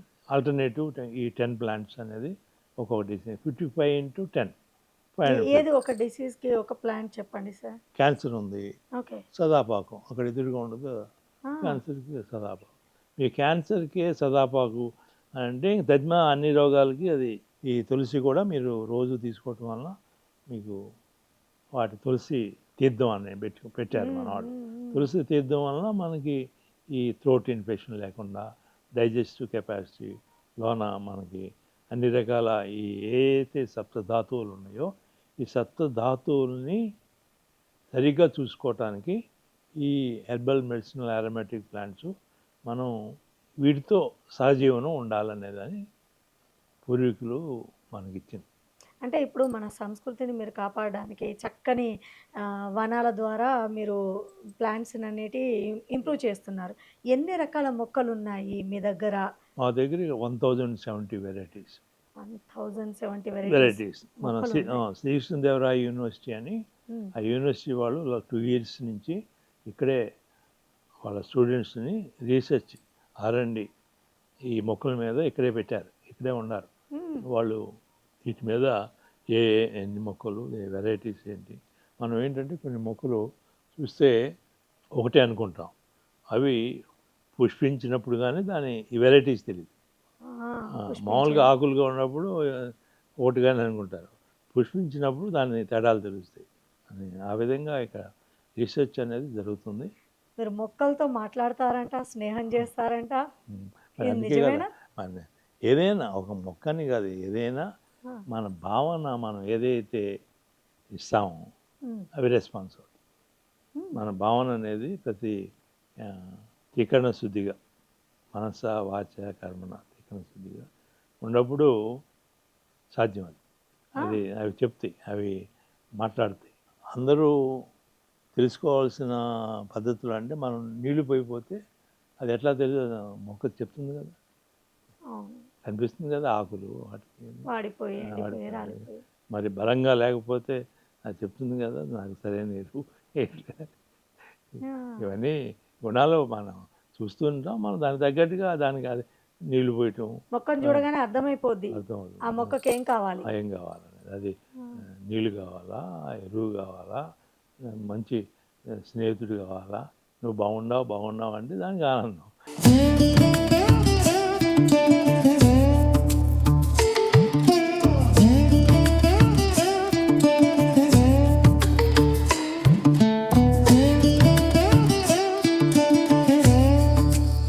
రసాయనాలు ఏవి వాడకుండా మీరు అవును. మొక్కల్ని పెంచడమే కాకుండా మస్కిటో ఫ్రీ జోన్గా కూడా మీరు ఆ టైంలోనే ఇది ఎలా సాధ్యమైంది? ఆలోచన ఎలా వచ్చింది? ఇది మీరే ఓన్ రీసెర్చ్? ఇది ఇక్కడే అదే plants which they not only mosquito repellent, even snake repellent. Snakes కూడా రాకుండా ఆ టైప్ ఆఫ్ ప్లాంట్స్ మనకి సదాపాకు ఉందంటే అదే మస్కిటోస్ రానిది, స్నేక్స్ కూడా రాని. స్నేక్స్ కూడా రానివ్వదు. అదే మనం నీళ్ళలో వేసుకుని వేడి చేసి ఫిల్టర్ చేసి తీరితే మీకు క్యాన్సర్ కూడా రాదు. అంటే క్యాన్సర్ రాదంటే ఇంక వేరే జబ్బులు రావు. వేయరు. నాకు అనిపించింది ఇన్ని మొక్కలు ఉంటాయి కదా, పాములు అవి తిరుగుతాయి కదా, మీరు ఎప్పుడైనా చూసారా? మీకు భయమైందా? అలాంటి సందర్భం ఉందా సార్? ఇక్కడే దీంట్లో నడుస్తున్నప్పుడే నేను కాలేస్తే దాని మీద పడుతుంది, అంత దగ్గరగా మామూలుగా పాక్కుంటూ వస్తుంది. నా దగ్గర రాగానే అట్ట 3 అడుగులు 3.5 అడుగులు పైకి లేపి తన మొత్తం అది చేత్తో అలా టచ్ చేయొచ్చు. అంత దగ్గరగా ఉంది. అంత దగ్గరగా నాకు ముద్దు పెట్టుకోవాలనిపించింది. ఏంటండి? Oh my God! అలా నేనేం విన్నాను? మీరేమన్నారు? ముద్దు పెట్టుకోవాలనిపి అంత సొగసుగా సార్ మీరు చెప్తుంటే నాకు గుండె ఆగిపోతోంది. పాము పడగిప్పి మీకు ఇంత దగ్గరలో ఉంటే అది చూసి నాలాంటి అది అమ్మాయి అయితే పాక్కుంటూ వెళ్ళిపోవచ్చు కదా. నా దగ్గరికి ఇక్కడ రాగానే లేచింది అట్లా. లేచి అంత పగడి చెప్పింది. చెప్పంగానే దాని ఆ రంగు, ఆ కలరు, ఆ టెక్స్చరు ఓహ్!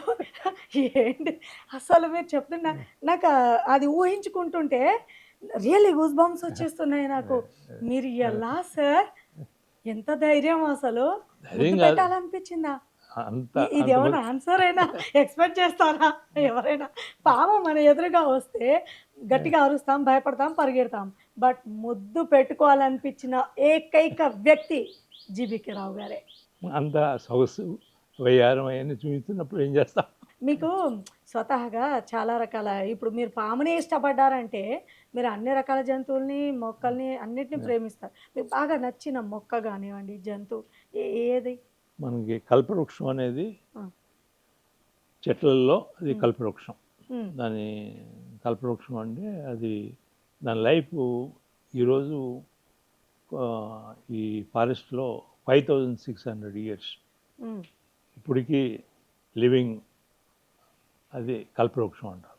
దాన్నే బ్రహ్మాంబిక. బ్రహ్మాంలిక. హ్మ్. ఓకే. అది మీకు చెట్టు తొర్ర లాగా చేస్తే దాంట్లోంచి వాటర్ వస్తుంది.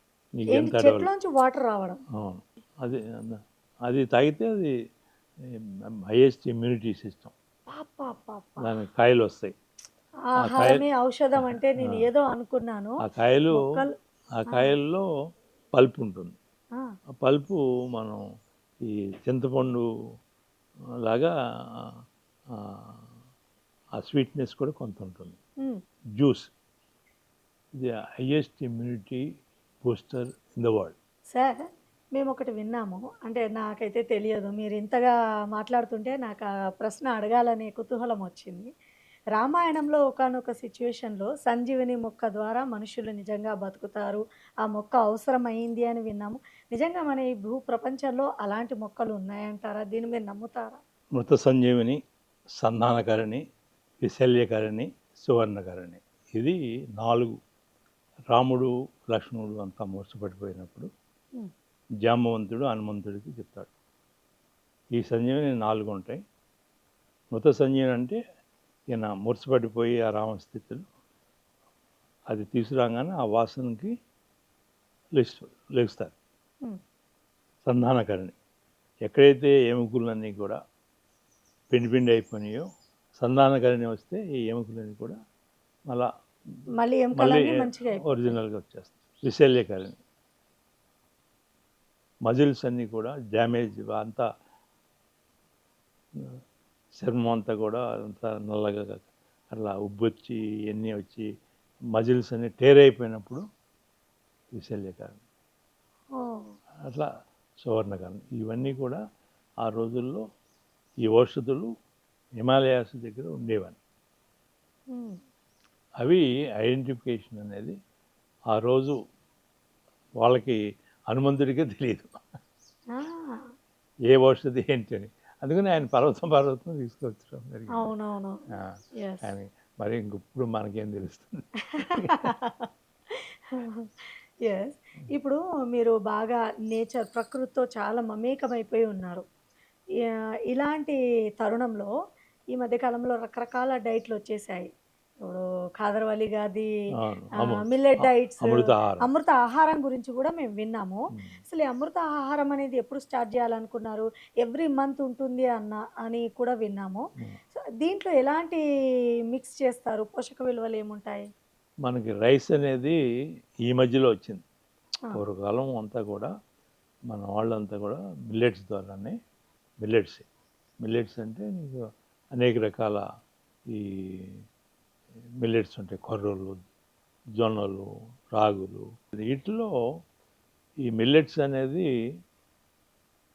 ఆహారం ఎలా ఉంటుందని మనం తీసుకున్న తర్వాత మనకి 6 యూనిట్స్ కావాల్సి వచ్చినప్పుడు ఆ 6 యూనిట్స్ ఎవ్రీ 2 అవర్స్కి 1 యూనిట్ 2 యూనిట్ ఆ విధంగా కన్జ్యూమ్ అవుతూ ఉంటుంది.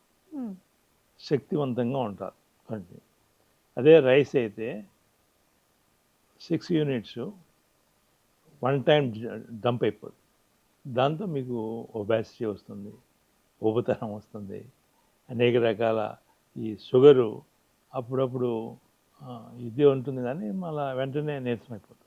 అందువలన మిల్లెట్స్ అనేది it is a stable food and also energetic and శక్తివంతంగా.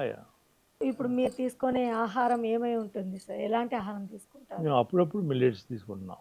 ఓకే. ఇంట్లో అందరూ నా కోసం ప్రత్యేకంగా అందరికీ ఉన్న అలవాటు ప్రకారం ఉమ్, అప్పుడప్పుడు మిల్లెట్స్ ఉప్మా కానీ మిల్లెట్స్ అంబలి అనేది నేను రోజు తీసుకుంటాను. ఆ, అంబలి అది మిల్లెట్స్తోనే చేస్తారు. ఓసారి అంబలి అలవాటైనాక దాని నుంచి బయటపడటం కష్టం. అంత రుచిగా ఉంటుందా? మీరు ఆల్కహాల్ నుంచి ఏ విధంగా బయటపడడం అమ్మాల నుంచి బయటపడలేదు. అంబలి నుంచి బయటపడలేదు. ఆహా. అంత రుచిగా చేసేదాన్ని బట్టి ఉంటుంది. దాంట్లో అంబలి అంటే నీకు రాత్రిపూట నానబెట్టిన ముందు రవ్వగా చేస్తారు, రాత్రిపూట నానబెడతారు. ఉమ్, నానబెట్టి దాంట్లో పెరుగు కానీ మజ్జిగ కానీ వేసి కాస్త నిమ్మకాయ బద్ద కానీ మామిడికాయ కానీ వేసి తీసుకుంటే ఇక దానికి అమృతమే అది. తిరిగే లేదు ఇంకా. ఇక దాని నుంచి బయటపడటం కష్టం. అంత శక్తివంతంగా, అంత రుచిగా, అంత ఆహ్లాదంగా ఉంటుంది. మీ డైట్లో ఖచ్చితంగా అంబలి ఉంటుంది. అంబలి ఉండాలి. అది లేకపోతే తెలిసిపోతుంది నాకు. ఆ, అదే అంటే సంథింగ్ ఏదో అసంపూర్ణం అయినట్టు. ఇప్పుడు మీరు ప్రగతి రిసార్ట్లో చాలా మొక్కల్ని ప్రేమిస్తూ ఉంటారు కదా, అసలు ఒక రోజు మొత్తం ఎలా గడుస్తుంది ఈ రిసార్ట్లో మీకు? రిసార్ట్స్ ఇదివరకంటే నేను కంటిన్యూగా వాకింగ్ చేస్తుండేవాడిని. ఉమ్, ప్రతి మొక్క ఎక్కడ ఏంటి అదంతా చూస్తుండేవాడిని, అటు తాగుతుండేవాడిని, ఇదంతా జరిగింది. కానీ ఈ మధ్యలో ఉమ్. వాకింగ్ తగ్గింది. అందువల్ల ఎక్కువ ఉన్న చోట ఇప్పుడు ఇక్కడ ఉన్నా అనుకోండి, ఇక్కడ ఈ వరకు ఇప్పుడు స్టార్టింగ్ ఎంతమందితో ఈ ప్రగతి రిసార్ట్ స్టార్ట్ అయ్యింది? రాను రాను ఇప్పుడు ఎంతమంది స్టాఫ్ పనిచేస్తారు ఈ రిసార్ట్లో? 15 మంది 16 మందితో మొదలైంది. ఇప్పుడు 650 మంది ఉంటారు. పాపా. 135 కాటేజెస్ ఉన్నాయి. ఉమ్. ప్లస్ ఈ ఫుడ్ కోర్ట్స్ 5-6 చోట్ల ఉంటాయి. మీరు చెప్పండి సార్, కాంక్రీట్ జంగిల్స్ మధ్యలో గ్రీన్ హోమ్స్ అవసరము ఎంతవరకు ఉందంటారు? మన ప్లానెట్ అనేది will be safe only when we have green cover. Green cover లేకపోతే ఈ విశ్వంలో అనేక గ్రహాలు ఉన్నాయి. ఉమ్. ఇంతవరకు ఏ జీవి జీవించటానికి ఎక్కడ ఏ గ్రహం ఇంతవరకు కనుక్కోలే. ఇప్పుడు వస్తున్న వార్తలు వాస్తవం కాదంటారా? అనుకూలమైన గ్రహం ఉంది మనుషులు జీవించడానికి అని పరిశోధనలు జరుగుతున్నాయి. పరిశోధన అది చూసింది ఎవరు? అది కరెక్ట్గా వెళ్ళి ఎవరన్నా నేను చూశానంటే అప్పుడు మనం ఏదో ఊహలు అనుకూలత అన్నీ రీసెర్చ్ అనేది దాని మీద జరుగుతుంది అంతవరకే. కానీ దెర్ ఇస్ నో ఎవిడెన్స్ లేదు. ఈ భూమి ఒకటే. అందుకని ఈ భూమిని సర్వానందకరీం సర్వ సంరక్షణ స్వరూపిణిం సర్వభారకరిణిం శ్రీ విష్ణుప్రియాం వసుంధరాం శ్రీ భూదేవి నమోస్తుతే నమోస్తుతే నమోస్తుతే. మనం రోజు జీవించడానికి ఎన్ని గ్రహాలు ఉన్నా మనం ఈ భూమి మీద బతుకుతున్నామంటే ఈ భూదేవి భూమాత వసుంధర ఇది ఎంతో మనకి మనం ఎన్నో పుణ్యాలు చేసుకుంటే కానీ ఇన్ని 84 లక్షల జీవరాశుల్లో మానవ జన్మ ఎత్తటం, మానవ జన్మ ఎత్తి అది గుర్తించకపోతే అది చాలా చాలా గొప్పగా చెప్పారు సార్, చాలా గొప్పగా. నిజంగా ఇప్పుడు మీరు చాలా కంట్రీస్ తిరిగి ఉంటారు, ఫారెన్ కంట్రీస్కి వెళ్ళి ఉంటారు. అక్కడికి ఇక్కడికి ఉన్న తేడా ఏం గమనిస్తారు? ఫారిన్ కంట్రీస్ అన్నీ కూడా మనకి పూర్వకాలం నుంచి మనం చూస్తే భారతదేశం ఒకటే దేశం.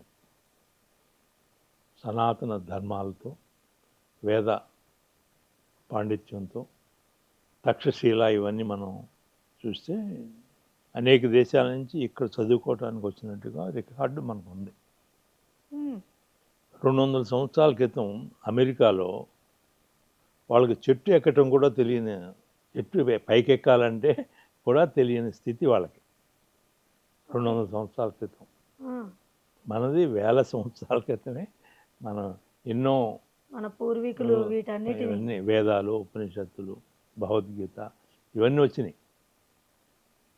మన సంస్కృతి సాంప్రదాయాలు, ఆహార పానీయాల దగ్గర నుంచి, ఒక కుటుంబ వ్యవస్థ నుంచి, ఒక గ్రామ వ్యవస్థ నుంచి, పట్టణ, ఇవన్నీ కూడా వ్యవస్థలు మనకి ఆ ఋషులు ఇచ్చిన సంపద ఏ దేశానికి లేదు.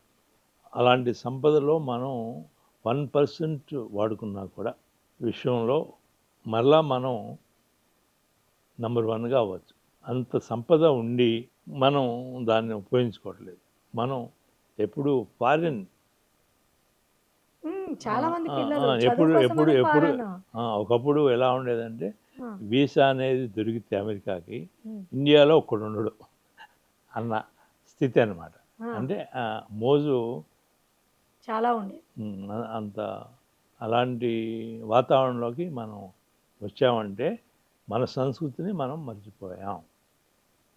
మన ఋషుల సంస్కృతి అది తెలిస్తే, అది పాటించితే, ఒక శారీరకంగానే కాదు మానసికంగా కూడా ఉపయోగపడేగా ఉన్న ఈ ఈ బాడీ, ఈ మైండ్, ఈ రెండు లేని స్థితి గుర్తించింది భారతదేశం యొక్క ఋషులు. అంటే బాడీ లేదు, మనసు లేదు అన్నప్పుడు ఏంటి నువ్వు? వేస్ట్ కదా సార్. ఈ రెండు లేనప్పుడు వేస్ట్ కాదు. మరి అది నిజం. ఇది లేదు, ఇది శాశ్వతం కాదు. బాడీ బాడీ శాశ్వతం, శాశ్వతం కాదు. మనసు శాశ్వతం కాదు. ఆ, ఈ రెండు తీసేస్తే ఆ, నీలో ఉందేంటి? ఆత్మ. ఆత్మ. అది సోల్. దానికి పుట్టుక లేదు, సావు లేదు. ఆ, అలాంటి ఆత్మని నువ్వు మర్చిపోయి ఆ ఎరుక అనేది మనం తెచ్చుకోగలిగితే స్వర్గం అంటే అక్కడే ఉంది. ఉమ్. మీరు దేవుని బాగా నమ్ముతారు కదా సార్. దేవుడు అంటే ఏంటి? ఏదో ఒక ఆకారం, 4 చేతులు, ఒక కిరీటం, ఒక శంఖం, ఒక పశు, ఇది కాదు. దేవుడు అంటే ఇదే సైన్స్. మన వేదాలే దాన్ని వర్ణించినాయి. అది మనం ఊరికే అలా పెట్టుకున్నాం సరస్వతి అని. చదువు కావాలంటే సరస్వతి అని, డబ్బు కావాలంటే లక్ష్మి అని. ఇదే అందరికీ తెలుస్తుంది, డబ్బు కావాలంటే లక్ష్మి. అది అందుకని ఆ పేర్లు పెట్టేసి పెట్టారు. వీళ్ళందరూ ఇట్స్ నాట్ ఏ ఫామ్. దేవుడు అంటే ఒక ఫామ్ అది కాదు. హోల్ యూనివర్స్ ప్రతిదా నీలో ఉన్నాడు, నాలో ఉన్నాడు, అన్నింటిలో ఉన్నాడంటే సర్వవ్యాపి. ఇప్పుడు మీరు ఇంత పెద్ద ఇండస్ట్రియలిస్ట్ ఒకప్పుడు, ఆ, ఆ తర్వాత ఇప్పుడు ప్రగతి రిసార్ట్స్ చైర్మన్, ఇదంతా ఇప్పుడు ఎందుకు చాలామంది విదేశాల్లో స్థిరపడాలనుకుంటారు? డబ్బున్నోళ్ళు, గొప్ప గొప్ప వాళ్ళు, చాలామంది సెలబ్రిటీలను చూస్తూ ఉంటాము. ఇండియాలో ఉంటారు కానీ ఫారిన్ కంట్రీస్లోనే వాళ్ళు నివాసం ఉండడానికి ఇష్టపడతారు. దీనిపైన మీ అభిప్రాయం ఏంటి? ప్రస్తుత పరిస్థితుల్లో భోగాలు, న్యూ టెక్నాలజీస్, ఉమ్, ఇటు రోడ్లు కానీ, వసతులు కానీ, ఇవన్నీ అక్కడ ఎక్కువ ఉంది. మన దేశం కంటే అక్కడ ఎక్కువ ఉంది. ఉమ్, ఈ సంపదలు ఎవరికైతే మోజు ఉంటుందో ఉమ్, ఇప్పుడు అక్కడే ఎక్కువ. నీకు అన్ని రకాల వస్తువులు అక్కడ దొరుకుతాయి. డబ్బు ఉంటే చాలు అక్కడ. డబ్బుతో ఏదైనా కొనవచ్చు అనే ఇది అక్కడ ఉంది. ఇక్కడేంటి? ప్రతిదీ నీకు రోడ్లు, నీ దగ్గర డబ్బు ఉన్నంత మాత్రం రోడ్లు, ఆ టైప్ ఆఫ్ రోడ్లు రావు.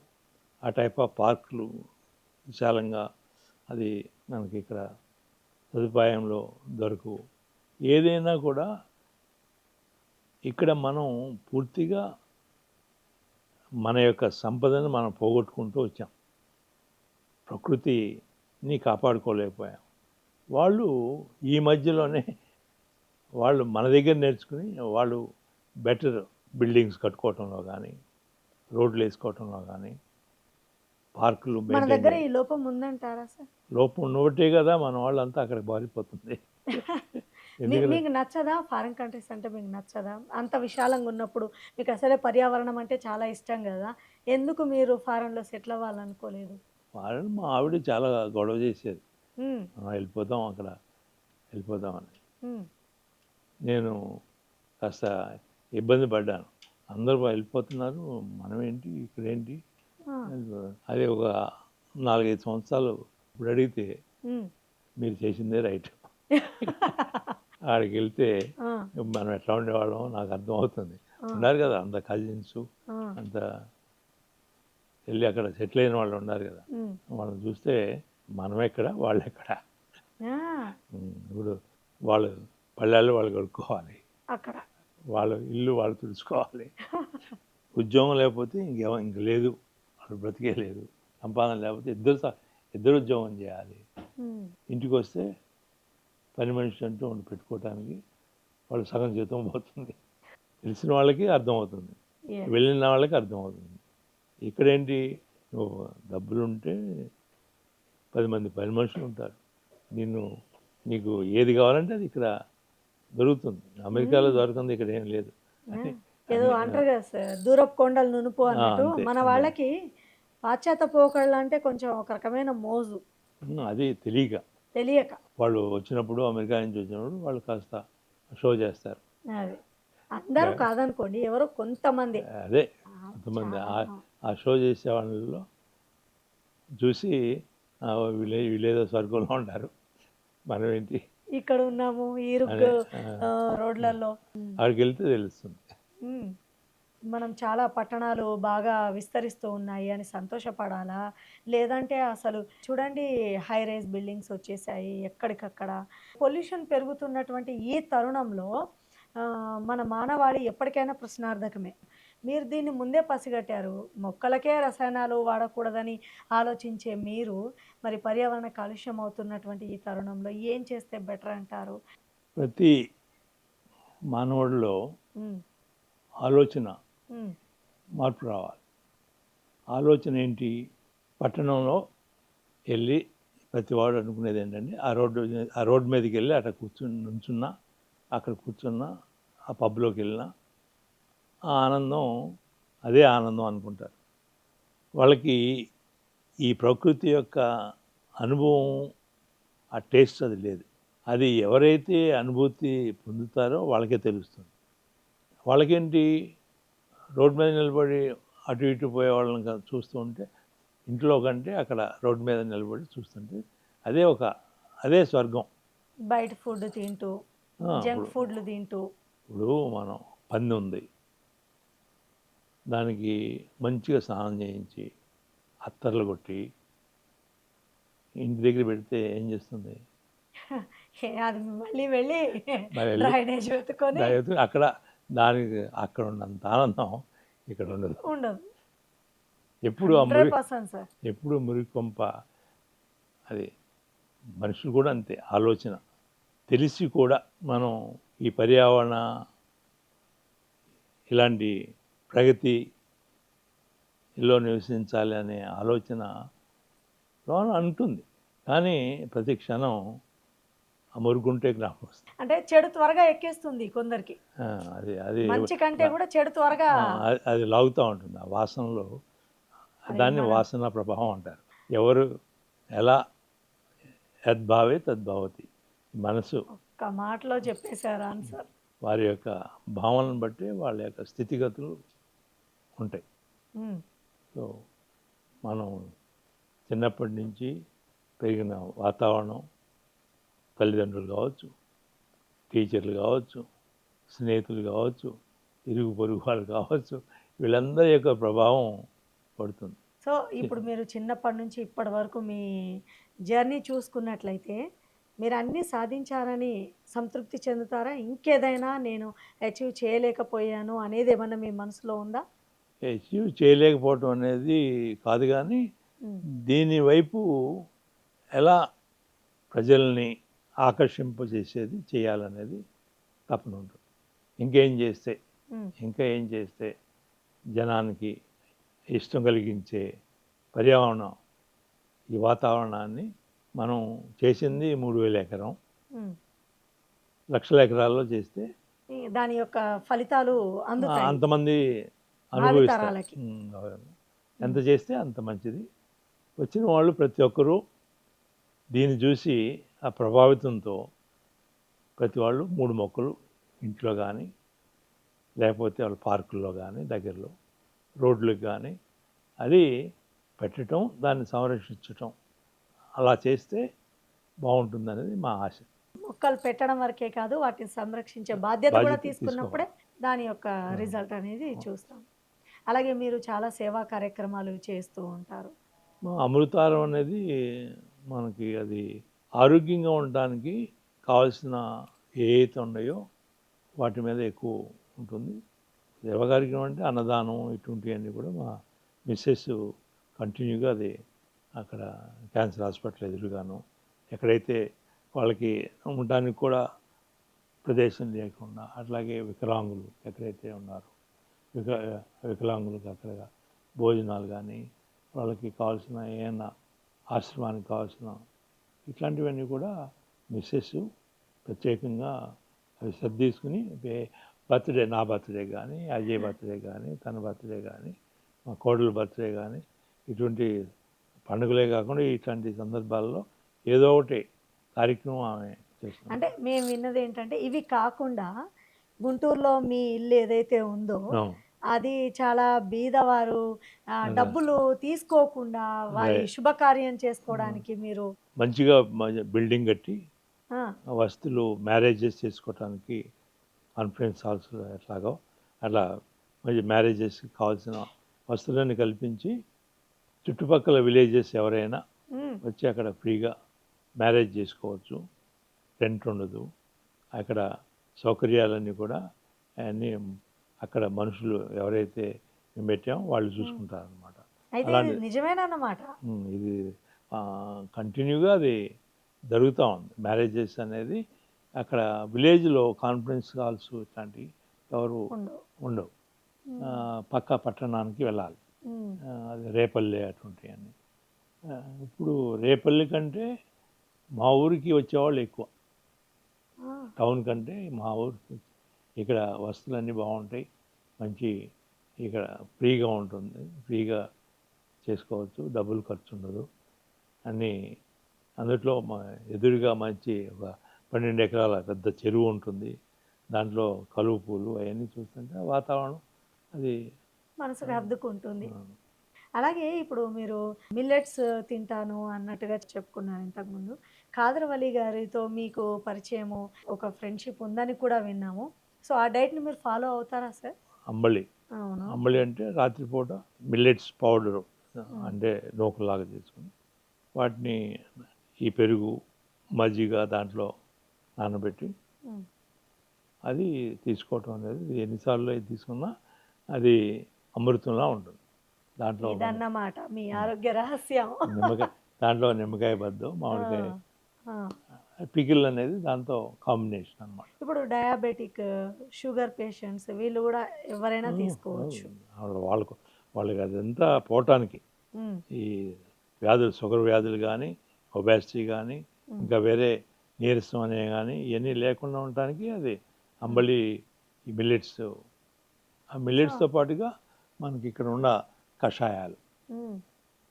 కషాయాలు కూడా దాన్ని తులసితో కానీ, లెమన్ గ్రాస్ అని కానీ, అట్లాగే మీకు ఆల్ స్పైసెస్ అని కానీ అనేక రకాల ఔషధులు, వీటిని కూడా నీళ్ళలో మరిగించిన నీళ్ళలో ఇవి వేసి ఫిల్టర్ చేసుకుని ఇవి తీసుకుంటే ఇవి అద్భుతంగా మీకు ఆరోగ్యానికి మేలు చేస్తాయి. సో కాదరవల్లి గారి డైట్ గురించి చెప్పమంటే మీరు ఏం చెప్తారు? అదే డైట్ అంటే మనం ప్రతిరోజు పొద్దున్నే లేవగానే తీసుకోవాల్సిన దాన్ని కషాయం అనే పేరుకి కషాయం అని అంటారు. మనం కనీసం తులసి వేసిన నీళ్ళైనా తీసుకోం లేవంగా. మామూలుగా ఎటు నీళ్ళు తాగుతాం, ఆ నీళ్ళు తాగే దాంట్లో తులసి రాత్రిపూట ఆ నీళ్ళ చెంబు, ఒక మర చెంబు అని ఇదివరకు అనేవాళ్ళు, రాగి చెంబు దాంట్లో వేసుకుంటే అది రాగి చెంబు యొక్క ప్రభావం ప్లస్ ఈ ఔషధాల యొక్క ప్రభావం ఒక తులసితో మొదలై తర్వాత అనేక ఆ ఇంట్రెస్ట్ తెలుస్తున్నప్పుడు దాని ప్రకారం మనం వాడుకోవచ్చు. ఇప్పుడు మీరు హైదరాబాద్లో ఉండి ఎన్ని ఇయర్స్ అవుతుంది సార్? 72లో వచ్చాం. ఇప్పుడు ఇక్కడ గవర్నమెంట్ గురించి ఏమన్నా చెప్పదలుచుకుంటే ఏం చెప్తారు? ఏదైతే డెవలప్మెంట్ హైరైజ్ బిల్డింగ్స్ ఇట్లాంటివన్నీ ఎక్కువ పెరుగుతున్నాయో ఉమ్, వాటిని అరికట్టవలసిన బాధ్యత గవర్నమెంట్ మీద ఉంది. లైసెన్సులు ఇట్లాంటివన్నీ కూడా. రోడ్లు సేమ్, ఉమ్. వీధులు చాలా, కానీ హైరైజ్ బిల్డింగ్స్ కంటిన్యూగా వచ్చేస్తాయి. మీరు స్టార్టింగ్లో చెప్పారు వృక్షో వృక్షతి రక్షిత, గో సంరక్షణ అనేది ఆ పదాలు వాడారు. నిజంగా వాటి గురించి వింటుంటే మీ వ్యాపారంలో వాటిని మీరు ఎలా ముందుకు తీసుకెళ్తారు? మేము గో సంరక్షణ అంటాం. ఉమ్, మా దగ్గర అన్ని రకాల గోవులు ఉన్నాయి. ఆ గోవులు నీకు ఒంగోలు, పాల్కరు, సాయివాల్, అన్ని రకాల దేశీయ ఆవులన్నీ. దేశీయ ఆవులు అంటే మోపురం ఉన్న ఆవులు. ఉమ్. ఈ ఆవులన్నీ కూడా మనం సంరక్షిస్తాం.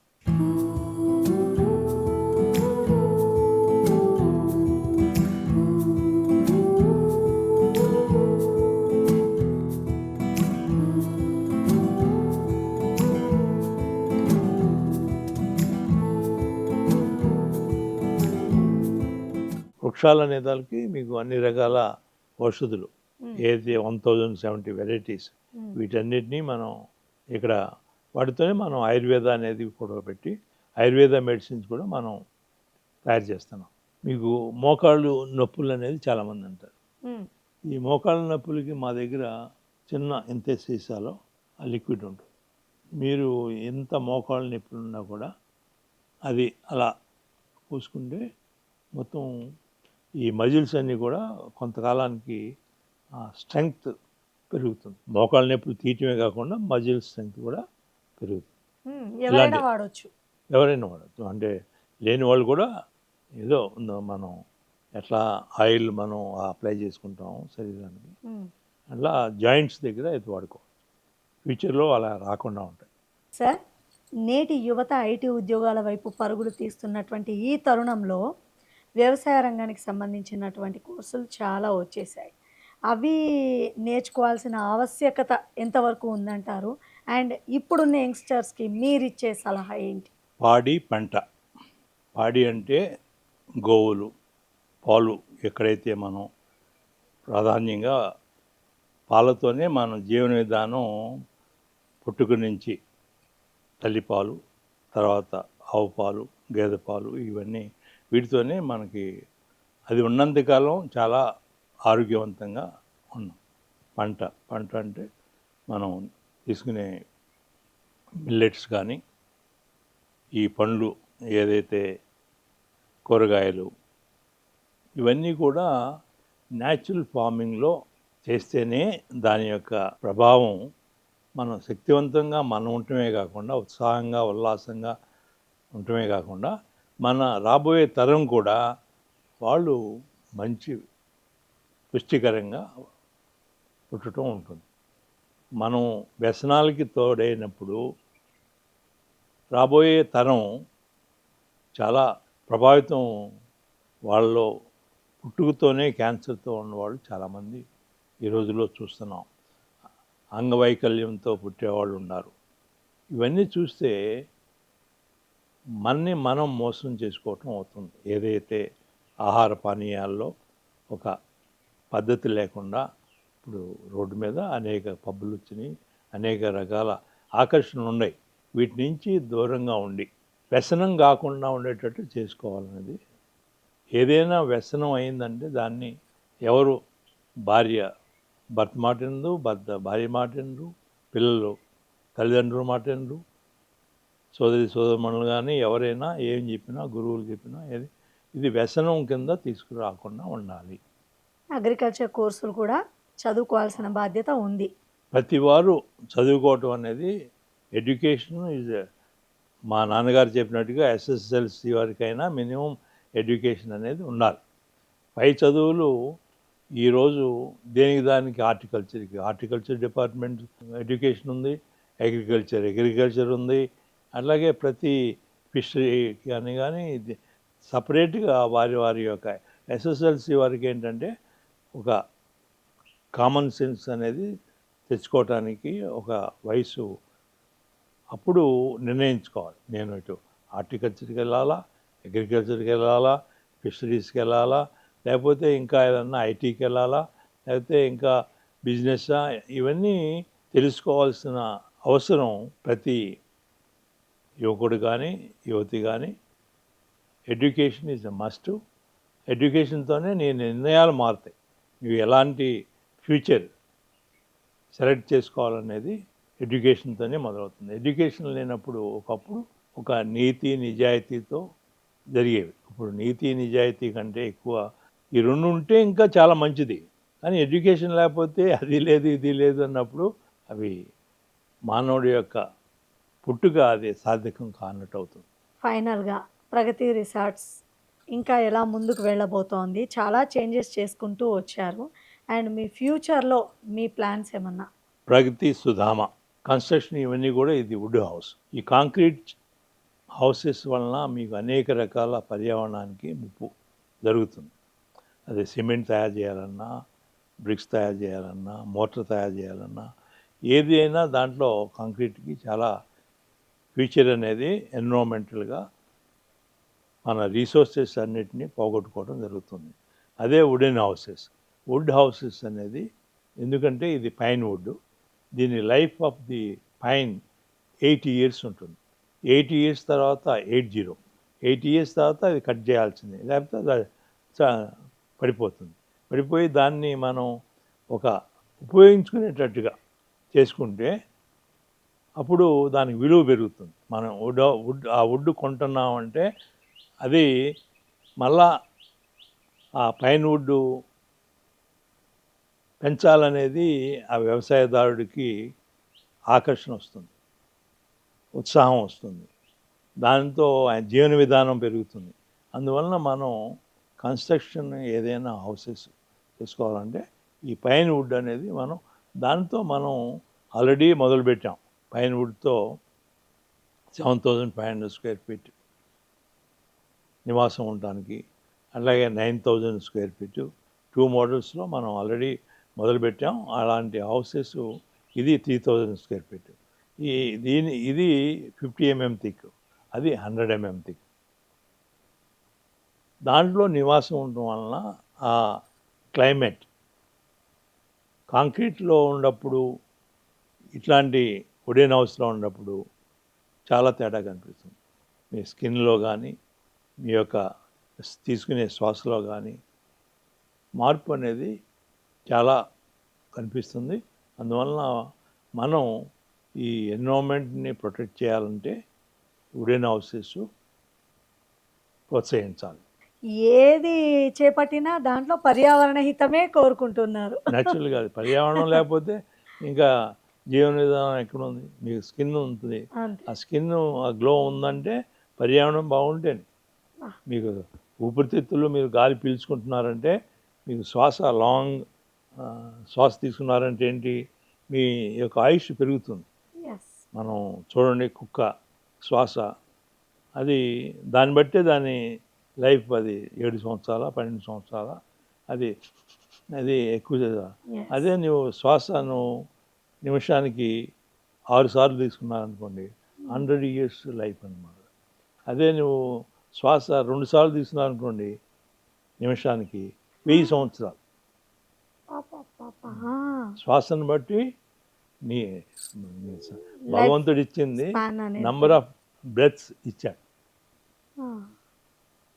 నంబర్ ఆఫ్ బ్రెత్, నువ్వు ఎన్ని శ్వాసలు తీసుకుంటావు, నువ్వు కొత్త విషయం నేర్చుకున్నాను సార్. మనం తీసుకునే శ్వాస వల్ల తాబేలు 2 శ్వాస తీసుకుంటుంది, అందుకని 1000 సంవత్సరాలు పడుతుంది.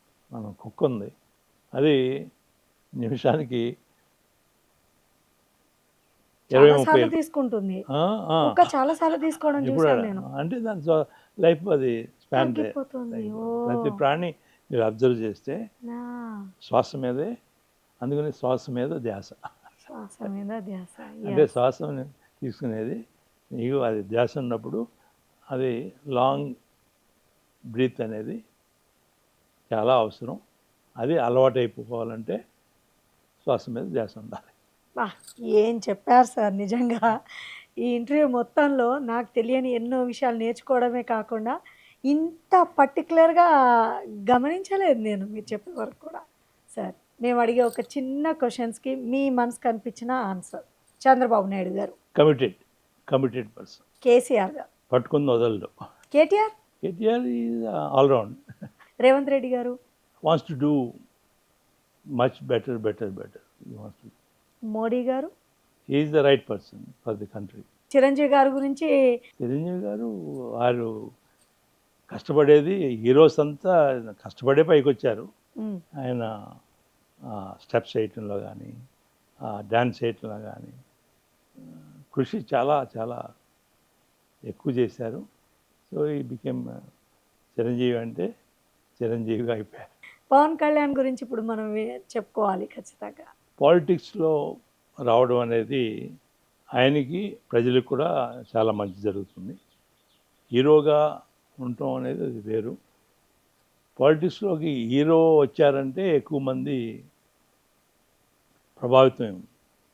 ఆయన ఏదైనా స్లోగన్ ఇచ్చారంటే ఆ స్లోగన్ తొందరలో పాస్ అవుతుంది. ఎస్. సో చంద్రబాబు నాయుడు గారికి మంచి సపోర్ట్. మీకు నచ్చిన సినిమా? ఒకప్పుడు ఆత్మబంధువులు, ఎక్కువ హీరోయిన్స్ని బట్టి ఉండేది ఒకప్పుడు. అదే ఒకప్పుడు ఈ పేర్ల కంటే ఎవరు హీరోయిన్ ఉన్నారు, ఎవరు విలన్గా ఉన్నారు. ఇప్పుడు సూర్యకాంతం ఉంది. సూర్యకాంతం అనేది ఆయన ఇప్పుడు ఆ పేరు ఎవరైనా పెట్టుకుంటారా? పెట్టుకోరు. అంటే ఏంటి, అంత పాత్రలో అంత లీనమైపోయి జనానికి సూర్యకాంతం. కానీ సూర్యకాంతం అనగానే గయ్యాడి. కానీ ఆమె స్వభావం, ఆమె మనస్తత్వం, ఆమె చాలా చాలా ఉత్తమరాలు, చాలా మంచి. యాక్షన్లో ఇటు వచ్చేదానికి ఆమె మించింది లేరంటానికి ఆమె పేరు సూర్యకాంతం చాలా మంచి పేరు. పేరు చాలా సూర్యకాంతం చాలా మంచి పేరు. కానీ అది ఆమె వచ్చినాక ఆ పేరు పెట్టుకోవాలంటే భయం వేస్తుంది. అంటే పాత్రను ఆ విధంగా పోషించారు. Hema Malini dream girl. ఒకప్పుడు ఇప్పుడు ఆమె హేమమాలిని ఉందంటే అంతే. నచ్చిన హీరోయినా మీకు హేమమాలిని? హేమమాలిని ఆ రోజుల్లో. నచ్చిన హీరో? నచ్చిన హీరో నాగేశ్వరరావు. నాగేశ్వరరావు, ఎన్టీఆర్ వీళ్ళిద్దరూ ఆల్మోస్ట్ పౌరాణికంగా ఎన్టీఆర్కి మించిన వాళ్ళు. ఇటు లవ్ అండ్ ఈ సోషల్ నాగేశ్వరరావు గారు ఒప్పుకున్నారు. ఆయన ఎన్టీఆర్ అంటే ఆయన పర్సనాలిటీ, ఆ టోను, అది ఎన్టీఆర్ ఈజ్ ఆల్వేస్. కర్ణుడిగా వేసిన, అర్జునుడిగా వేసిన, దుర్యోధనుడిగా వేసిన, ధర్మరాజుగా వేసిన, రావణాసుడిగా వేసినా కూడా ఎవరన్నా అప్పుడు చూడాలంటే కృష్ణుడు అంటే ఆయన బొమ్మే కనిపిస్తుంది, ఎన్టీఆర్ గారి బొమ్మ. ఆ విధంగా మనసుని ఆకట్టుకోవటం అనేది వారి యొక్క ఆ నటన చాతుర్యం, ఆ కృషి, అది దానిలో అంత కృషి చేశారు. మీకు ఏ ప్లేస్ అంటే ఇష్టం? ఇజ్రాయెల్. I like. అండ్ నచ్చిన ఫుడ్ అంబలి కాకుండా? ఫ్రూట్ అంటే మ్యాంగో. బెస్ట్ ఫ్రూట్ అంటే మ్యాంగో. ఓకే. నచ్చిన యానిమల్? గోమాత. మోపురు ఉన్న గోవులు. ఏది మీకు నచ్చంది ఏంటి అంటే ఏం చెప్తారు? భగవంతుడు సృష్టించాడంటే దాంట్లో తప్పు ఎతకటం చాలా మూర్ఖత్వం. సో ఎవరి పాత్ర వారిది. ఆ పాత్రని మనం దాన్ని పాత్రగా చూడాల్సిందే కానీ ఇండివిజువల్గా చూడకూడదు. సో నచ్చిందంటూ ఏమీ ఉండకూడదు. ప్రతిదీ దాని యొక్క రిక్వైర్మెంట్ ప్రకారం ఆ కాలాల్లో ఆ విధంగా అది యూనివర్సల్, అది సృష్టిని మనం తప్పు అని చెప్పలేం. మీరు కన్నీళ్లు పెట్టుకున్న సందర్భం ఏదైనా ఉందా సార్? ఎందుకు లేవు, ఉంటాయి. కన్నీళ్ళు పెట్టుకున్న సందర్భాలు లేకుండా చాలా. అన్నిట్లో సక్సెసే కదా మీకు. స్టడీస్లో ఫస్ట్ వచ్చేవారు, ఇటు ఇండస్ట్రియలిస్ట్గా పేరు పొందారు. ఏది చేసినా మీరు కన్నీళ్ళు పెట్టుకున్న సందర్భం ఉందా? టెంపుల్ వెళ్ళి టెంపుల్ గోడకి వెనక వాహనం కూర్చొని ఏడ్చిన రోజులు చాలా ఉన్నాయి. దేనికోసం సార్? ఒక్కటి. మా సిస్టర్ యొక్క ఫ్యామిలీ, వారి యొక్క ఆరోగ్యం గురించి, వారి యొక్క దీని గురించి అదొకటే నేను బాధపడింది, ఏడ్చింది. దేవుడు వరం ఇస్తే ఏదైనా అడగాలని అనిపిస్తుందా మీకు? అలాంటిది ఏదైనా కోరిక ఉండిపోయిందా? పెద్ద మూర్ఖత్వం అనుకుంటా. అంతేనా? పెద్ద మూర్ఖత్వం. ఆయన మనకేమి చేయాలి, ఏమి చేయకూడదు, ఏది ఇవ్వాలి, ఏది ఇవ్వకూడదు, ఎప్పుడు ఇవ్వాలి, ఎప్పుడు ఇవ్వకూడదు, ఆయన్ని ఇంకా కోరుకుంటే అది బుద్ధి తక్కువ అనుకుంటాం. ఏదైనా ఉందంటే ఆయన ఆశీర్వాదంతోనే ఈరోజు ఇలా ఉన్నాం. బా. ఆయన ఆశీర్వాదం అనేది ఆయనకి మనం ఏమి చేసాము దాన్ని బట్టి ఆయన ఇస్తున్నాడు. అంతే. మనం కోరినంత మాత్రాన ఆయన ఇస్తే ఆయన దేవుడు కాదు. మనం కోరినంత మాత్రం ఆయన ఇస్తే దేవుడే కాదు. నువ్వు ఏం చేసుకున్నావో అది రాసిపెట్టింది, అది రాత. మనం రాసుకున్నది బ్రహ్మరాత అంటాం, బ్రహ్మరాత కాదు. మ్మ్. మనం ఏం చేసామో అదే తిరిగి వస్తుంది. సూపర్ చెప్పారు సార్. నిజంగా చాలామంది దేవుణ్ణి నిందించేస్తూ ఉంటారు సింపుల్గా, కానీ మనం ఏం చేస్తున్నామో మన వంతుగా ఏంటి అనేది ఆలోచించే వాళ్ళు ఏదైనా చాలా. చెడు జరుగుతుందంటే ఈ ఈ జన్మలో నువ్వు చాలా మంచివాడు అవ్వచ్చు, చాలా దాన ధర్మాలు చేస్తూ ఉండొచ్చు. పోయిన జన్మలో, అంతకుముందు జన్మలో ఎవరికి ఏం చేసావో ఇంకా ఆ ఫలమే వస్తుంది. నమ్ముతారా సార్ మీరు ఇవన్నీ? 100%. మనం ఏ కర్మ చేస్తామో ఆ కర్మ తిరిగి మనకు మనకే వస్తుంది. వస్తుంది. నువ్వు మంచి చేస్తే మంచి వస్తుంది, చెడు చేస్తే చెడు వస్తుంది. As simple as that. అంతే. మరి కళ్ళు లేని వాళ్ళు, నోరు లేని వాళ్ళు, వినలేని వాళ్ళందరిని చూస్తే మనం ఎంత అదృష్టవంతులు. ఆలోచించాలి. మనం ఎంతో మన ఎదురుగా కనిపిస్తున్నారు, అన్నం కోసం అలమటిస్తున్నారు, ఉద్యోగం లేక పడుగాపులు గడుస్తున్నారు, తల్లిదండ్రులు లేక ఎంతోమంది ఆ తల్లిదండ్రులను నోచుకోలేని వాళ్ళు ఉన్నారు, అన్నదమ్ములు లేకుండా ఉన్నవాళ్ళు, ఎలోన్గా ఉన్నవాళ్ళు ఉన్నారు, అక్క చెల్లెలు లేని వాళ్ళు ఉన్నారు. ఇవన్నీ అది తలుచుకుంటే మనం ఎంత అదృష్టవంతులం. అదే ఉన్నదాన్ని మనం తెలుసుకోవటం అనేది చాలా ఇంపార్టెంట్. మనకు ఉన్నదాన్ని పట్టించుకోకుండా లేని దానికోసం ఎండమామలు సామెత అవుతుంది. సో ఎప్పుడూ ఉన్నదాన్ని సంతృప్తిగా ఉన్నదాన్ని మనం ఎప్పుడూ ఆయన కృతజ్ఞతలు చెప్పుకోవాలి. చాలా విలువైన విషయాలు మాతో షేర్ చేసుకున్నారు సార్. మీ సమయాన్ని మా కేటాయించి భావి తరాలకి ఎలా ఉండాలి అని ఒక మార్గనిర్దేశం చేశారు. నిజంగా మీకు ధన్యవాదాలు.